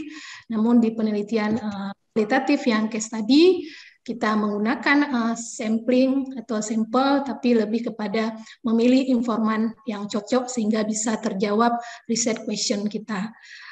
Kemudian saya juga bisa sampaikan tentang yang disampaikan oleh Pak Heru, kita bisa memilih jenis-jenis case study, bisa eksploratory, deskriptif, dan explanatory. Kemudian juga kita bisa melakukan mixed method ya untuk penelitian kuantitatif dan kualitatif. Saya sendiri sangat terinspirasi ya untuk bisa suatu saat menulis kualitatif dulu ya, mau belajar banyak ini dengan Pak Heru dan Bu Miranti. Terima kasih banyak. saya mewakili moderator. Harapan saya apa yang telah disampaikan hari ini oleh kedua pakar yang handal, di mana tulisan-tulisannya sudah publish di Scopus Q1 dan Q2 menjadi amal ibadah kita di akhirat nanti. Demikian, lebih dan kurang saya mohon maaf. Assalamualaikum warahmatullahi wabarakatuh. Saya kembalikan kepada MC. Waalaikumsalam warahmatullahi wabarakatuh. Sekali lagi kami ucapkan terima kasih kepada para pemateri, yaitu Bapak Heru dan Ibu Miranti, dan juga kami ucapkan terima kasih pada moderator kita pada hari ini, yaitu Ibu Dr. Nuraini. Selanjutnya adalah sesi penyerahan sertifikat kepada para pemateri. Saya izin share screen. Sertifikat diserahkan secara simbolis, dan kita minta bantuan dari Ibu Darwanis untuk menyampaikan beberapa kata apresiasi kepada para pemateri kita pada hari ini. Ya, terima kasih ya. Assalamualaikum warahmatullahi wabarakatuh. Ini terima kasih sekali kepada pemateri. Yang pertama Ibu Miranti Kartika Dewi, SE MBA PhD, atas partisipasinya sebagai pemateri pada kegiatan Hai Author, Halo Editor, Nulis Case Studio pada tanggal 11 September 2021. Nah, saya sangat mengucapkan sangat terima kasih acara yang sangat bagus ini. Sebenarnya alangkah lebih baiknya ya kalau tidak ada pandemi, Ibu Miranti pasti hadir di Banda Aceh ya. Kita ngopi bareng-bareng ya Bu ya, karena terkenal kalau di Banda Aceh itu ngopi ya Bu. Tadi pagi baru semoga makan pandemi Aceh, ini ya makan mie Aceh lagi ya. Tapi rasa mie Aceh di Aceh itu beda ya Bu? Beda loh Bu. Nah, jadi beda. Semoga pandemi ini cepat berakhir dan kapan-kapan Bu Miranti bisa ke Banda Aceh, kita buat acara yang lain lagi. Terima kasih Bu Miranti Kartika Dewi, SE MBA PhD. Diberikan sertifikat secara online Bu. Jadi selama pandemi ini semua kita online ya Bu. Terima kasih Bu. Ya. Yang berikutnya terima kasih kepada pemateri yang ganteng ini ya. Kalau Bu Miranti cantik berarti Pak Heru, Dr. Rerpol Heru Valevi, SE MSc ini seperti artis Korea, kata mahasiswa di FEB USK ya. Nah, ini terima kasih banyak juga Bapak Heru atas partisipasi sebagai pemateri pada kegiatan Hai Author, Halo Editor, Nulis Case Study pada tanggal 11 September 2021. Diberikan sertifikat secara online. Walaupun kita bisa saja bertemu, tapi hari ini adalah semua kegiatannya secara online. Dan terima kasih, semoga kita bisa membuat acara dengan topik yang lain yang sangat bermanfaat, terutama untuk saya juga. Terima kasih.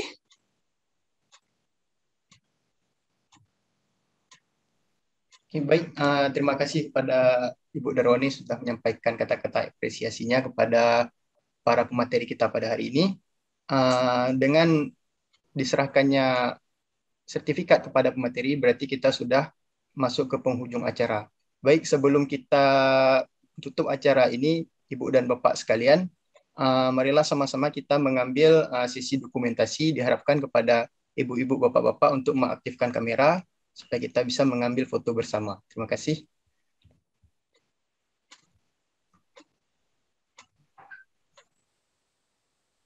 Imam, disebutkan halaman berapa yang sedang diambil screenshot-nya ya?